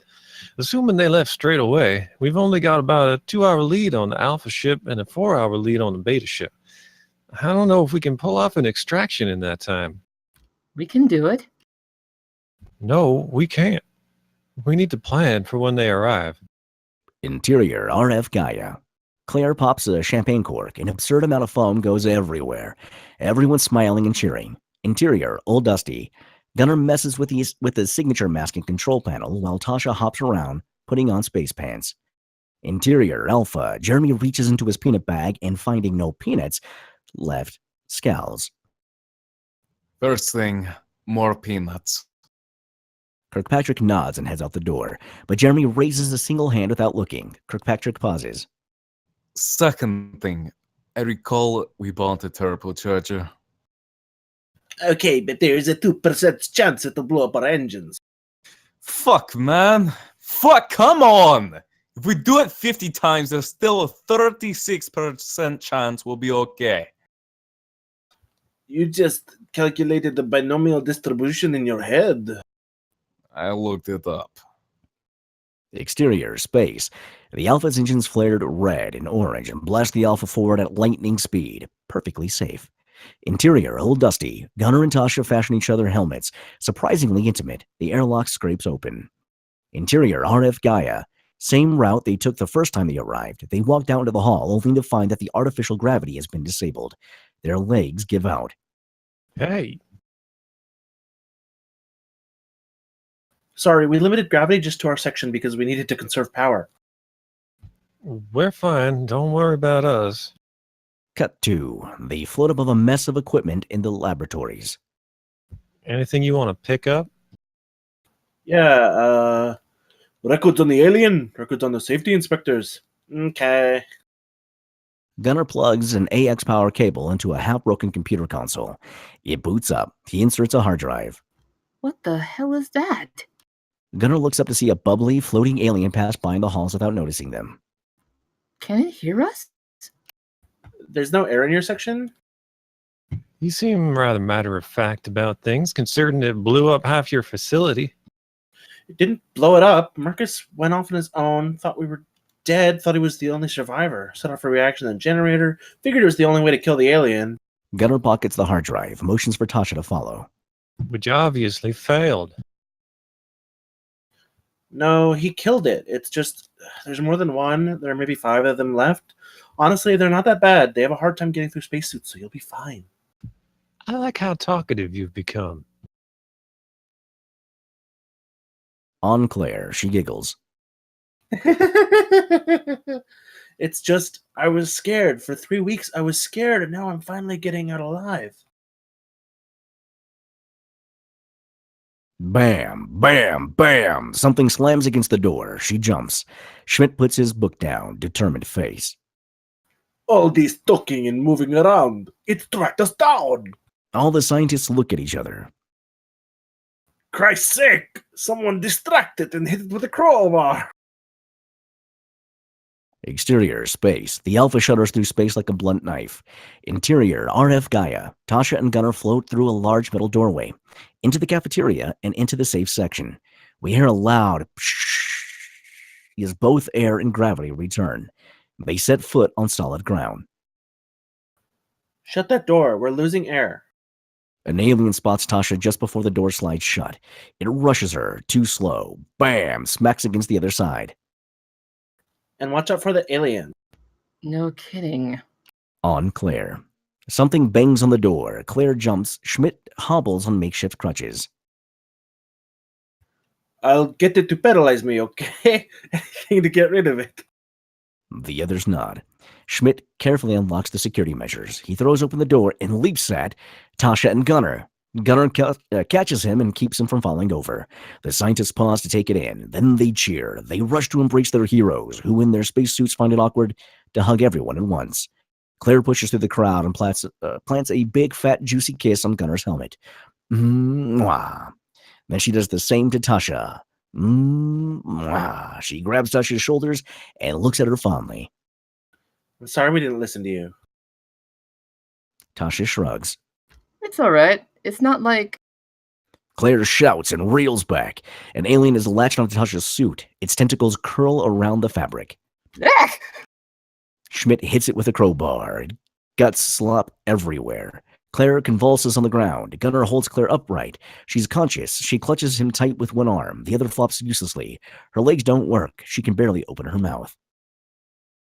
Paralysis to the extremities. How long? It wears off in a few days. We have an hour and a half before the terrorists catch up. Get life support working for every section between us and my ship. I'm afraid that's not possible. Gunnar pauses. He props Claire up against the wall. Then we're all gonna die. Tense moment. Everyone deliberates privately.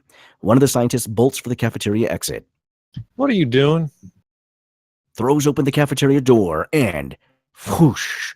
Swept off his feet. No air in the other sections. Vacuum. He clings for dear life, screaming. Tasha runs. Her footsteps are heavy. Clink, clink, clink. She grabs the scientist and yanks him back into the room. Hooks her cable to the door handle. Pivots the door back into place. It seals shut. Brief moment for everyone to catch their breaths. Tasha begins stripping off her suit. Gunnar grabs her. Tosh. Bring them across one by one and hope the bad guys don't find us. And you'll be the last one, is that it? I went to all that trouble to save you. They look at Claire. Security room. You can see all the doors. Tasha slowly puts her suit back on. Does it have air? Claire shakes her head. No. She shrugs and attempts a smile. But it could. Takes Gunnar a moment. Then he snaps his fingers, or as best as he can in his gloves, and points at her. Gotcha. How far is it? In the security room, Gunnar crawls into the room from a hatch in the floor. The security room resembles the inside of the International Space Station. Shelves and wires jet out from the walls. He touches the radio on his helmet. How much time do we have? An hour and some odd. All right, put Claire on the line. Put Schmidt on the line. Sorry, Claire, not your fault. Okay. Do you have the console activated, Mr. McFlaherty? The gunner sorts through his power cables until he finds one that plugs into the security console. Gunner's fine. It boots up, holographic interface, map of the facility that outlines all of the sealable doors. Only one section contains doors already sealed. Evidently, this is the section where the scientists are hiding. We're up. Good. Lock down the doors in the order I described them to you. On Tasha, she looks up at a massive cylindrical device. Pistons pump up and down into the ceiling. Black tubes run up and down the device like vines. This is oxygen. On Gunner, he meddles with the controls. There's a clear route from you guys to my ship. We got an hour. We'll need a second suit. Yeah, Claire gave me an idea. You guys had a week or so of air available, so we won't run out anytime soon. I'm thinking we jam open all the doors between the cafe and the security room. It's not very far. Decompress and spread the air a little thin. Just do it and we'll figure it out. But I sound like I know what I'm talking about, right? Excellent. That's why you gotta speak fast. Gives the illusion of competency. He runs his hand along a narrow passage between his section and the locked-off section. The door unseals and opens behind him. At first, there's no sound, then a low rumbling, morphing into a loud pshh. His air spills into the room, blowing Gunner back in a gust of wind. Oh, shit! Gunner holds onto the wall. No. It's all right. It's all right. That's exactly what I wanted to happen. We're good. Sure you know what you're doing? I can pretend, can't I? On Tasha, she struggles to her feet and ventures out into a dark corridor. It's empty, devoid of life. As soon as she leaves the cafe, she rises up into zero gravity. The cylindrical oxygen machine can be seen behind her. It pumps double time. Wind rushes through the corridor. Any further away, and the air would be too thin to breathe. On Gunner. Gunner's already out of his spacesuit when Tasha arrives. He unhooks the power generator and secures it to the wall, separate from the suit. Oh, hey. Hey, He passes her the suit, bulky and unwieldy. they won't all fit perfect, but I think they'll find it easier to fit into mine than fit into yours. He rips the radio out of his helmet. Gonna keep this with me. Tasha bites her lip. You'll be fine? He touches Tasha's helmet like he's stroking her face. You want to kiss me? I'll take it off. I like it better this way. He plants a kiss on the glass above her forehead. I can hardly see past the smudges. Gunner chuckles and wipes her glass with his elbow. On the scientists, Tasha drags Gunner's empty suit back to the main area. The others cheer. All right, we don't have to go on a merit-based system, so we're going to go random. I'm thinking of a number between 1 and 20. First to call it out goes first. Shouts of random numbers. Cuts to. Tasha leads the scientist in Gunner's suit through the halls. Interior, old dusty. The scientist struggles out of the suit. Tasha pats him on the back and takes off. Suit draped over her elbow. Interior, RF Gaia. Tasha touches down on the floor, graceful. Next. A scramble to get chosen, and we snap to a time lapse. The number of scientists in the cafeteria dwindles until the only ones left are Schmidt and Claire. On Gunner. Gunner has trouble breathing. A notice flashes on the hologram. Security breach. He floats up to the hologram and examines it from all angles. Already?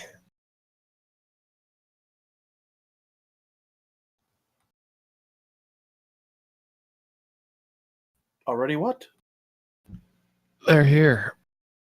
On Tasha. Tasha lands on her feet with a rush of wind, closing the door behind her. Back in the cafeteria. Schmidt and Claire light up when they see her. Gotta make it fair. 1 or 2. Pick a number. Van. You got it. Sorry, Claire. Claire props her head up against the wall. It takes her Herculean effort.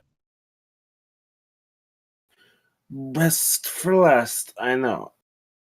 Interior, Alpha, Jeremy, Kirkpatrick, and 2 other terrorists wait patiently for the airlock doors to finish opening. Once they scrape to a stop, Jeremy gives the signal to advance. They press forward through zero gravity, arming their energy weapons, intense green glow.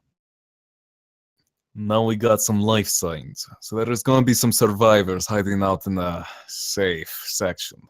Our goal is to kill them all. We follow them. Interior, RF Gaia, through dark hallways and unfamiliar section of the facility. Huge mechanical machines still spin from the lack of air. After all, objects in motion will stay in motion. The terrorists split up. Jeremy leads the two cannon fodder in one direction while Kirkpatrick goes off on his own. On Jeremy, an alien whips past. It leaps for him. Jeremy allows it. It slides its tentacles all over his suit, unable to make contact with skin. Look at him. Kinda cute, do you think? He blasts it into goopy paste. On Kirkpatrick, he explores the laboratories. These heathens will meet with their gods and learn what it means to meddle above the affairs of a mortal. What? Okay. On Jeremy, he examines the doors sealed shut. Oh, goddamn. I know what they're doing. Pass me a blowtorch. On Kirkpatrick, Kirkpatrick spies through a broken window. Tasha leading Schmidt out of the safe section. Found them. Sweet. On Jeremy, Jeremy and his crew float underneath a hulking chunk of machinery. It was once a storage locker, but now it's in several pieces, scattering bits of invaluable lab results. What's the plan, boss? Get into the safe section and kill anyone still inside. I'll intercept our friend and find the ship. On Tasha, she shoves away a crate and yanks Schmidt along. Gunner, how much air we got? On Gunner, he twiddles his thumbs, examining the readouts with trepidation. He doesn't look so sure of himself. At this rate, we're fine. In the background, an alien flutters past. On Tasha. Tasha floats along oblivious as multiple terrorists line up their rifles. Tasha senses something's up and she slowly turns around. Flash, the shot goes wide, blowing through the roof because an alien is wrapped around a terrorist's arm, desperately stabbing at a suit with its beak. Chaos. Another blast streaks past Tasha's head, explodes against an electrical panel. She whips around. Her eyes go big. Go, go, go! She shoves Schmidt hard. He swims ineffectually. Take the next left and... screw it. You can't hear me. She grabs him and forcefully points where to go. He nods. The terrorists scramble to take care of the alien. Its brain fluid splash. Jeremy yells something inaudible. He aims at Tasha, but before he can fire, wham! She's on him.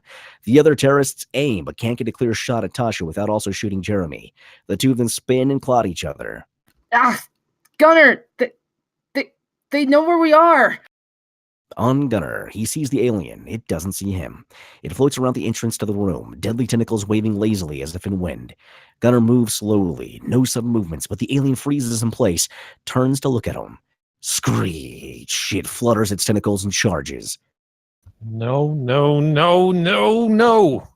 On Kirkpatrick. Kirkpatrick blasts open the door to the safe section. Sound is restored into the cafeteria. He lands on his feet firing. Blam, blam, blam, blam. Shots everywhere, but Claire's disappeared. He spots movement in the radio room.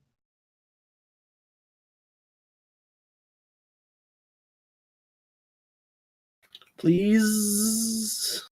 He enters, gun focused on the source of her voice. Don't come any closer. Stalks towards the noise, eyes darkening, following the sound, but realizing too late.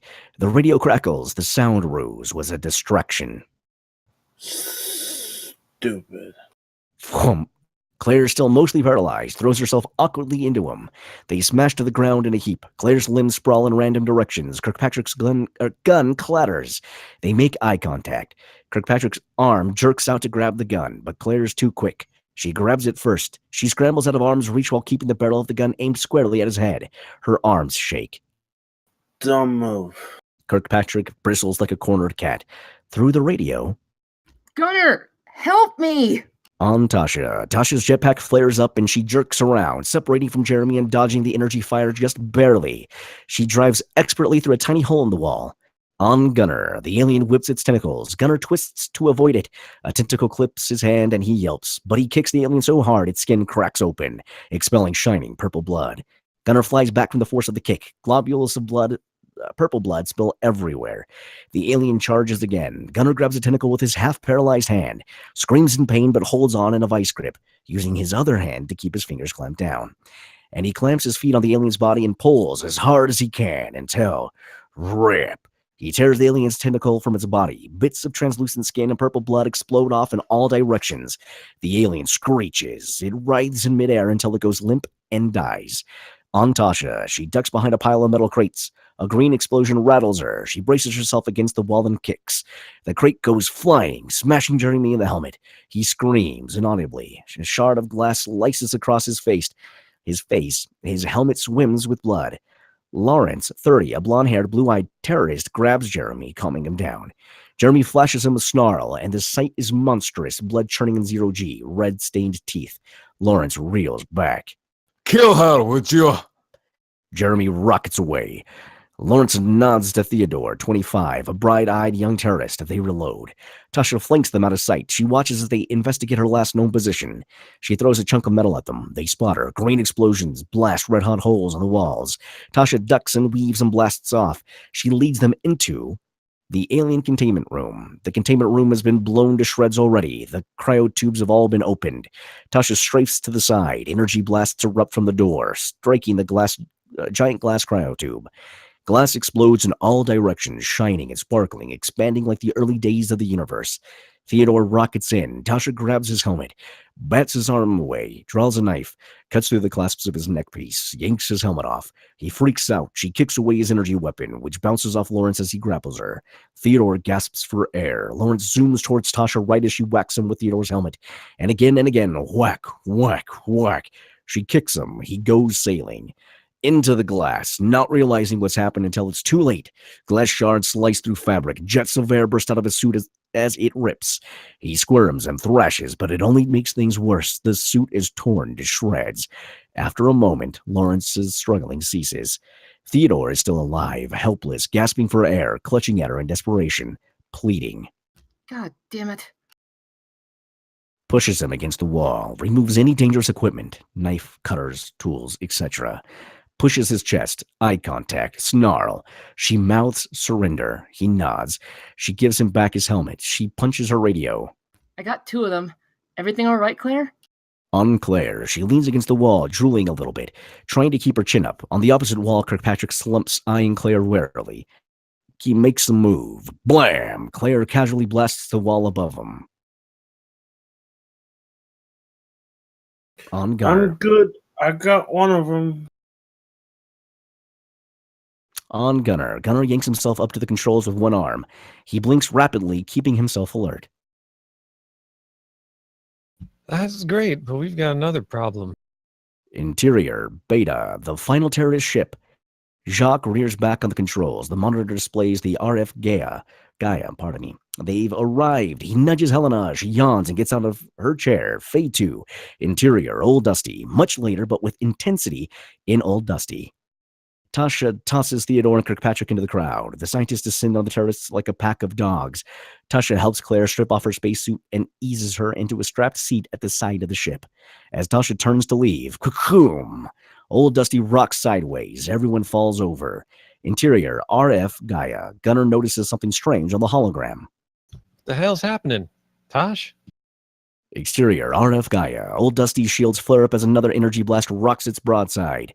The Beta flows a kilometer away. A few green flashes and another 2 energy blasts knock Old Dusty into the Gaia's hull with what should be a loud crunch, but it's silent.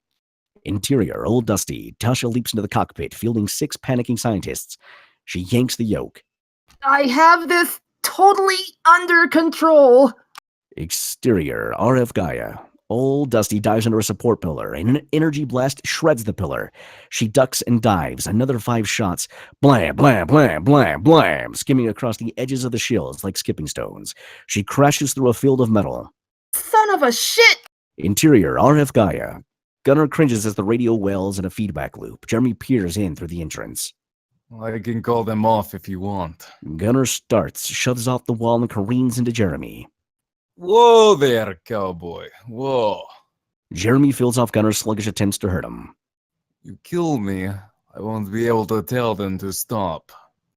Jeremy takes off his helmet, and his face is still bloody. He wipes away the blood with his sleeve, spits out a sticky wet globule that quivers in zero gravity. He takes a deep, long breath. Oxygen spread real thin here. If you're smart about it, I reckon you could last a few hours. But if you were smart, you wouldn't risk it anyway. You'd accept my offer. He pulls out the radio in his helmet. I'll tell them to stand down. I just want you. Gunnar considers it. He nods. Grim and dark. Interior, Beta. Helena blasts the weapons. Stand by. Helena growls. She puts down the controls.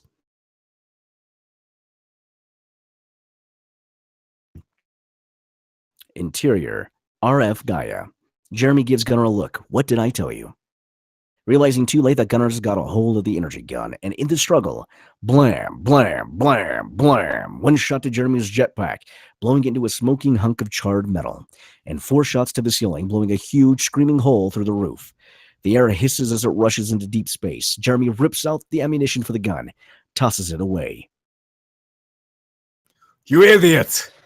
As they float towards the opening, unable to control themselves, locked together, Jeremy tosses his cable, and the tip latches onto a bolted computer server.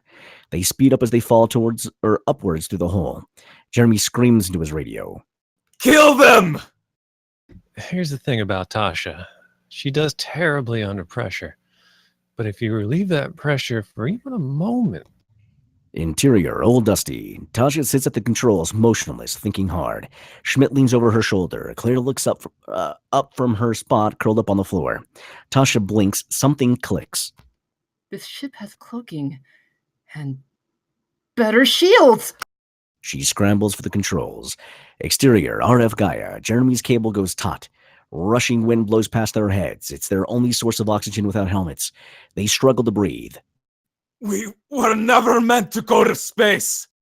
Yes, we were. We've abandoned our home. This is my home. We don't deserve to be out here. An alien sails past their heads. They duck. It shoves itself through the air and into deep space. It seems pleased. It glows pink. I feel sorry for you. Fuck you. You react with aggression. You.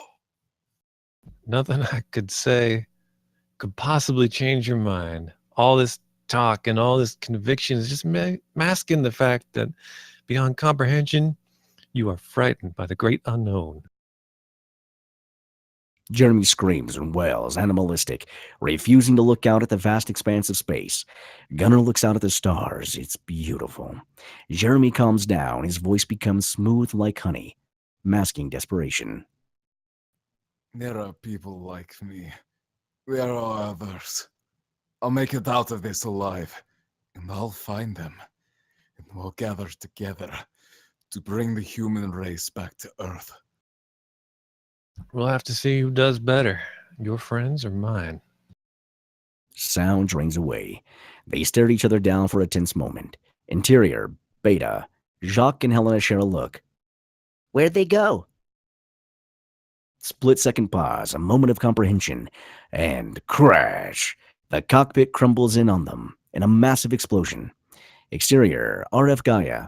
Old Dusty smashes through the Beta, scattering it into thousands of pieces with a short spherical burst of fire that quickly extinguishes, leaving only a wreckage behind.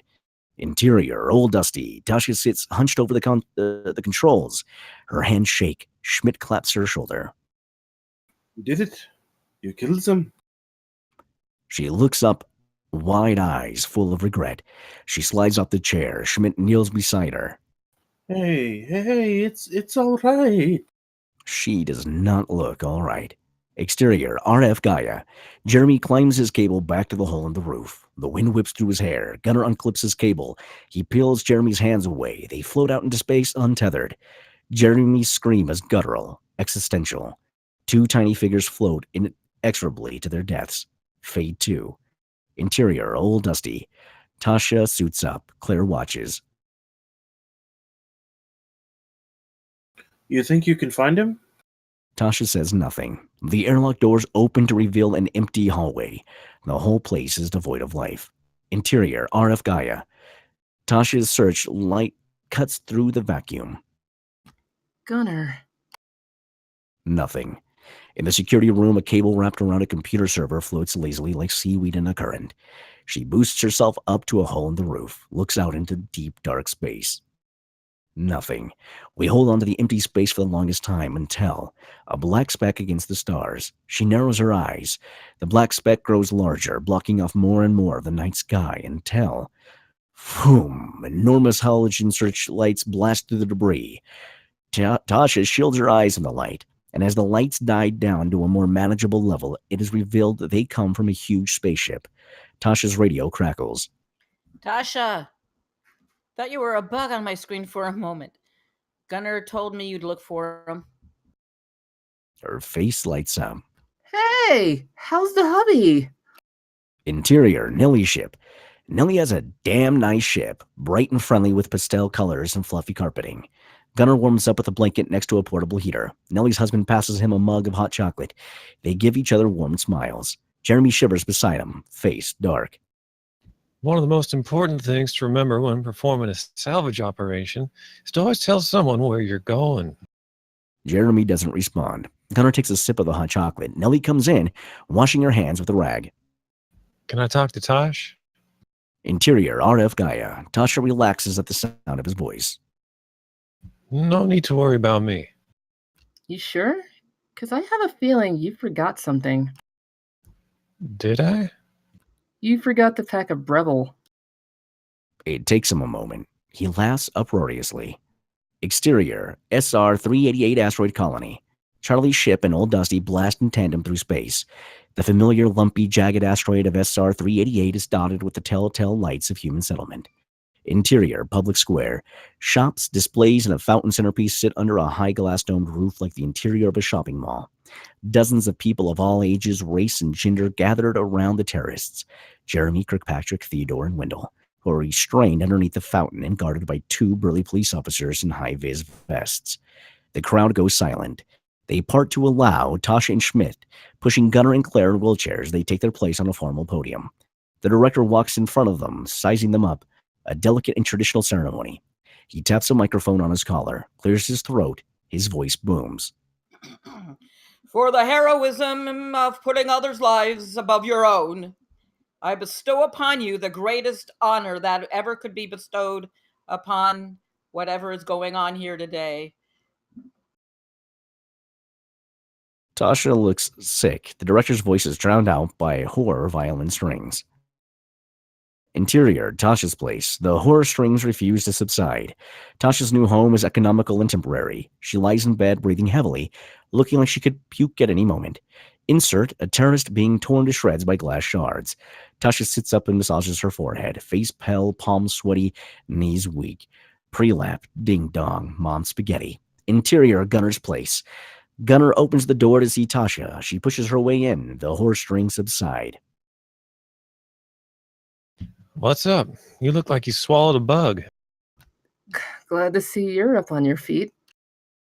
It wears off after. She kisses them. He pulls away. A long moment of silence between them. Then, from further inside the apartment. Is that Tasha? Claire emerges from the other room in sweatpants and a t-shirt with science bitch emblazoned across her chest. Her eyes light up when she sees Tasha. She runs up and embraces Tasha in a long, warm hug. Tasha is uncomfortable. She pats Claire on the back. Gunnar gives Tasha a secret, culpable half smile. Claire breaks off the hug. Crops are blooming. Gunnar and I are going to be spoiling ourselves with corn on the cob tonight. You want to join? I'm alright. I insist. Tasha goes whoop as she wipes butter off her chin. Gunnar laughs. She grins. Claire's eyes roll back in ecstasy as she bites down. You know, you're eating it the wrong way. You gotta go side to side, not around in a circle. That's all the shit you know. Tasha breaks the good mood. You're overdue for a checkup. Gunnar's fork hits the plate hard. He opens his mouth to say something, but Claire interrupts. I wanted him to stay for a while. I have a surprise for him. This is news to both Tasha and Gunnar. Do you know what was in that last bit of data we had you recover? Silence. We were studying how those aliens could survive in a vacuum without their insides turning to jelly. What are you saying? Interior Recovery Center. Gunnar sits with the other patients as Schmidt and Claire take down the projector. The presentation has finished. Schmidt clears his throat. I know this feels like the furthest we've ever come, but we haven't conquered it yet. It'll be a long time before we start trials, and an even longer time before we begin widespread implementation. All we can ask for is your time, and your patience, and your cooperation, and to keep in mind that even should we fail to find a cure in your lifetime, your children will live in a world that will no longer tear them apart.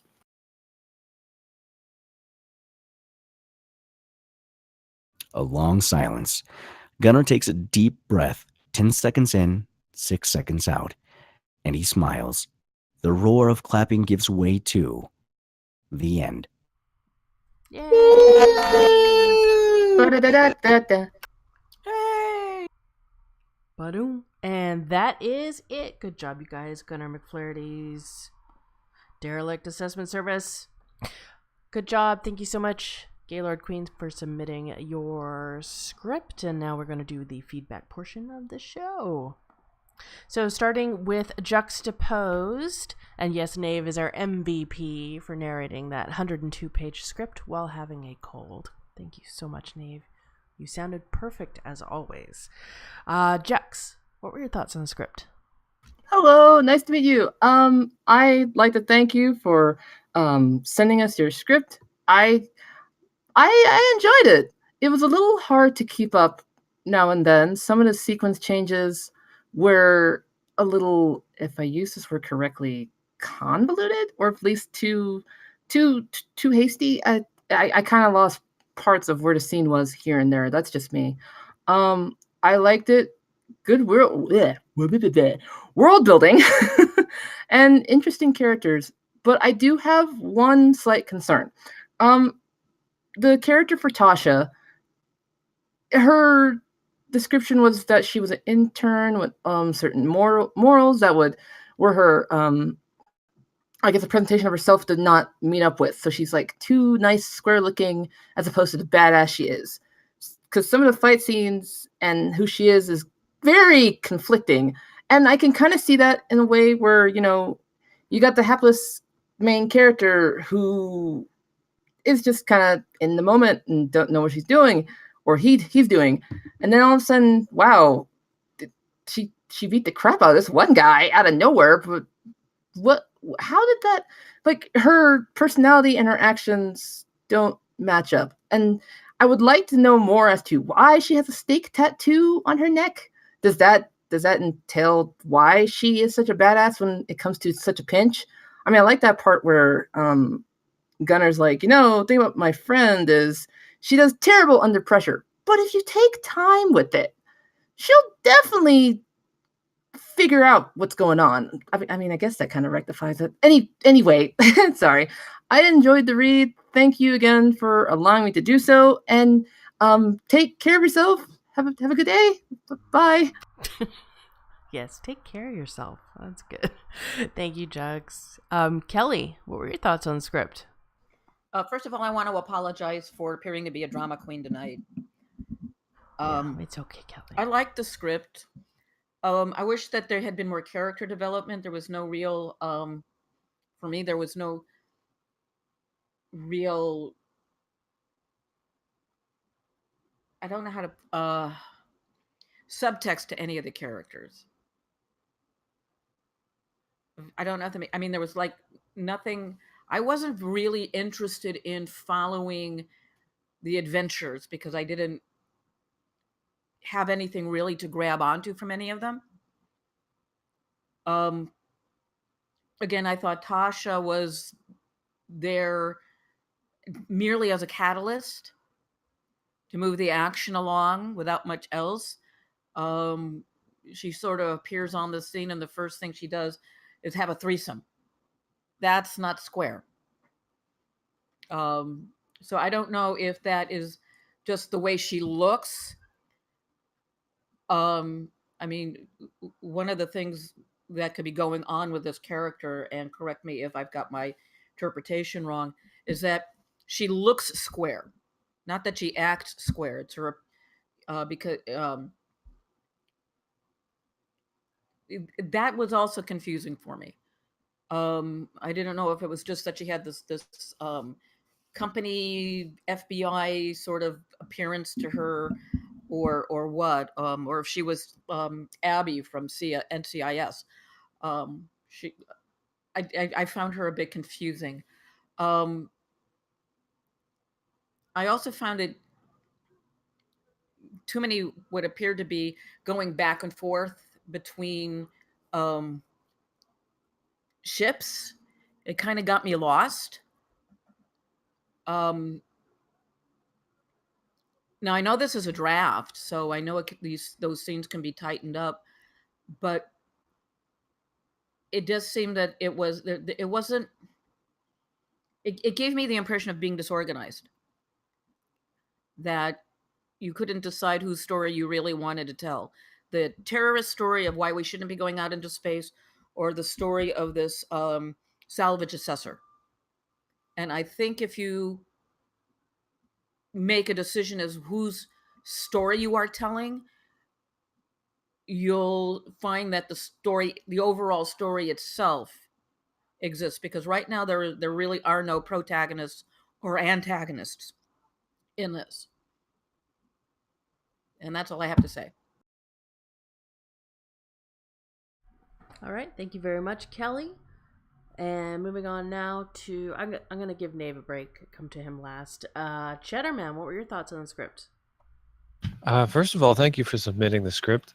I had a good time reading it. Gunnar was a fun character to play because he was kind of, I felt like he would have this kind of flippancy, given his like kind of being on the verge of death all the time. So it kind of worked the way he was just kind of very conversational and stuff. So I thought that he was well done. And in general, the dialogue was very natural, at least in a kind of like, millennials like hanging out kind of way, because that's kind of the language that they use. But it felt natural. The problem was I didn't really understand the motivation sometimes for what they were saying or doing. Like, for example, when Tasha reveals that she's not actually who she claims to be and she works for the intelligence agency, she just kind of doesn't really have much of a reason for doing that. She's just kind of like, oh, I knew it. And then he's like, what? And she's like, oh, I work for the CIA or whatever. And it's kind of like, it seems like there would be a little bit more leading up to that kind of reveal. Things like that.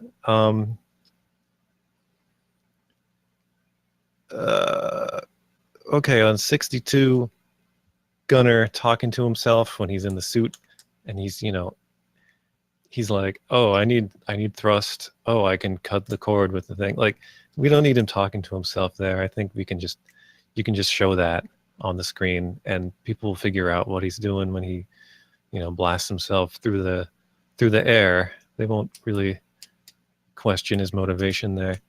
And yeah. In general, I feel like it's just kind of winking at itself or at you too much, at the viewer. It's kind of too self-aware.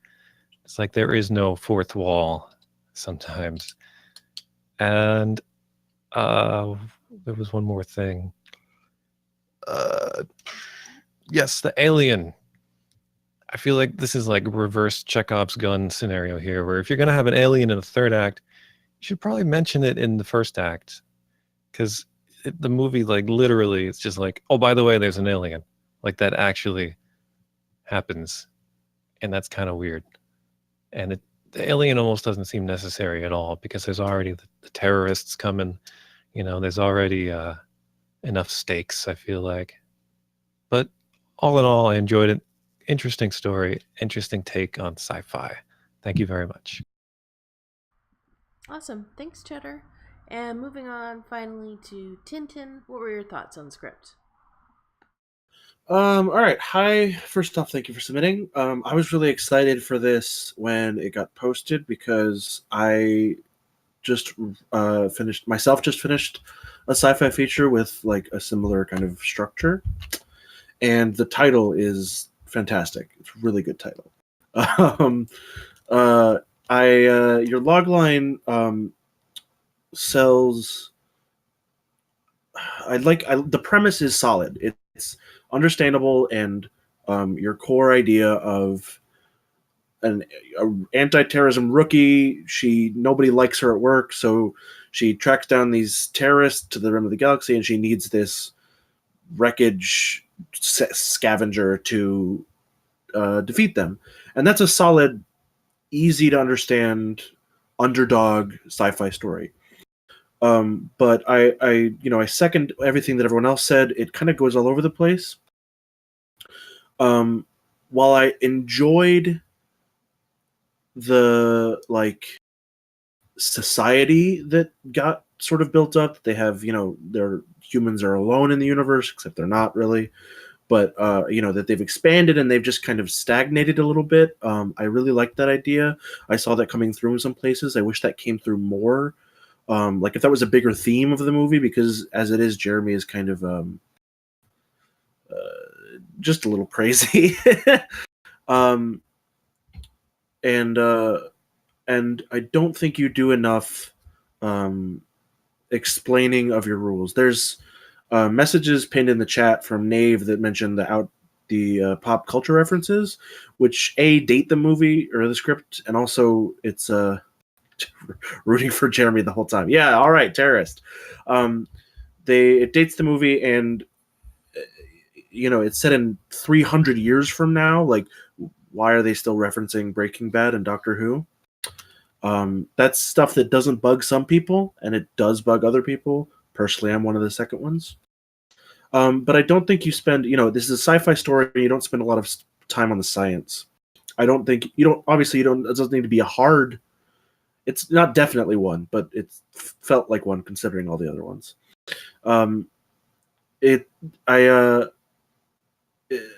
You don't need to have a hard sci-fi story to be a good sci-fi story. There are plenty of soft sci-fi that are amazing and fun and wonderful, but you have to have. I didn't know how these people get around, or how Galactus society expanded this way, or even really why Jeremy felt like this. I didn't really know what our technology level was, because it seemed to kind of vary at times. I think in your next draft, if you double down on figuring out, I think I agree that the core who your protagonist is, because the logline you sent us made it seem like it was Tasha, and then the script kind of seems like it's Gunner, and Tasha kind of falls by the wayside. So I'm working on it, Spish. Anyway, that was the end. That was actually the end of my point. Was just, do stretch it out. Okay. Good. All right. I will do it. So I'm very picky about sci-fi things. There was some good. I liked the comments about Tasha's. She mentions early on, like I've been galactic space traveling for a couple of years. I don't know if that just meant that was the first time she flew was a couple of years ago, or if it was a reference to the fact that she spent years in cryosleep, maybe. There was a I was really the evil AI joke was really solid, but I really wanted it to be he starts pulling it out of his head, and then it goes no, wait, don't leave me, and then it freaks out. Okay, Smish is back. I can stop taking small things. So wrap it up. You need to. I think you need to figure out who your protagonist is. Refocus on them in the next draft. I think you need to either combine or separate out some of your characters, because they're not. They just a little bit all over the place. Figure out your through line. I think that's really important. Jeremy doesn't show up until a little ways in. The alien comes out of nowhere. How we got from A to B, I was sort of iffy on. So those would be my 3 big points. It would be your protagonist, your structure, and the science part of the science fiction. Because you have a good sense of humor, and you have a good sense of action pacing. And there were a lot of really good bits. I did really love Jeremy's speech about why he felt, or what he felt. I just wanted to know why he felt that way. So good base. I hope to see the next draft in theater, or well, maybe a couple drafts in theaters, just because of producers. I would totally see this movie, really on the title alone. Thank you for submitting. I hope we helped, and I hope you turn this into a wonderful sci-fi masterpiece. Woo woo. All right. Thank you very much, Tintin. Thanks for stretching that out a bit. Yeah, my dog was going nuts barking at the door You're for welcome. no reason. I don't know. I am happy to ramble. Good job. Okay, cool. So that is it for all the feedback. Thank you so much to our table readers today. You guys all did a really great job. Thank you to the writer, Gaylord Queen, for submitting your script. We really enjoyed reading it, and I hope that the table read helps you when approaching your next rewrite. And that said, that is the end of our show. So say goodbye, everybody. Goodbye, everybody. Ba-da-da-da-da-da.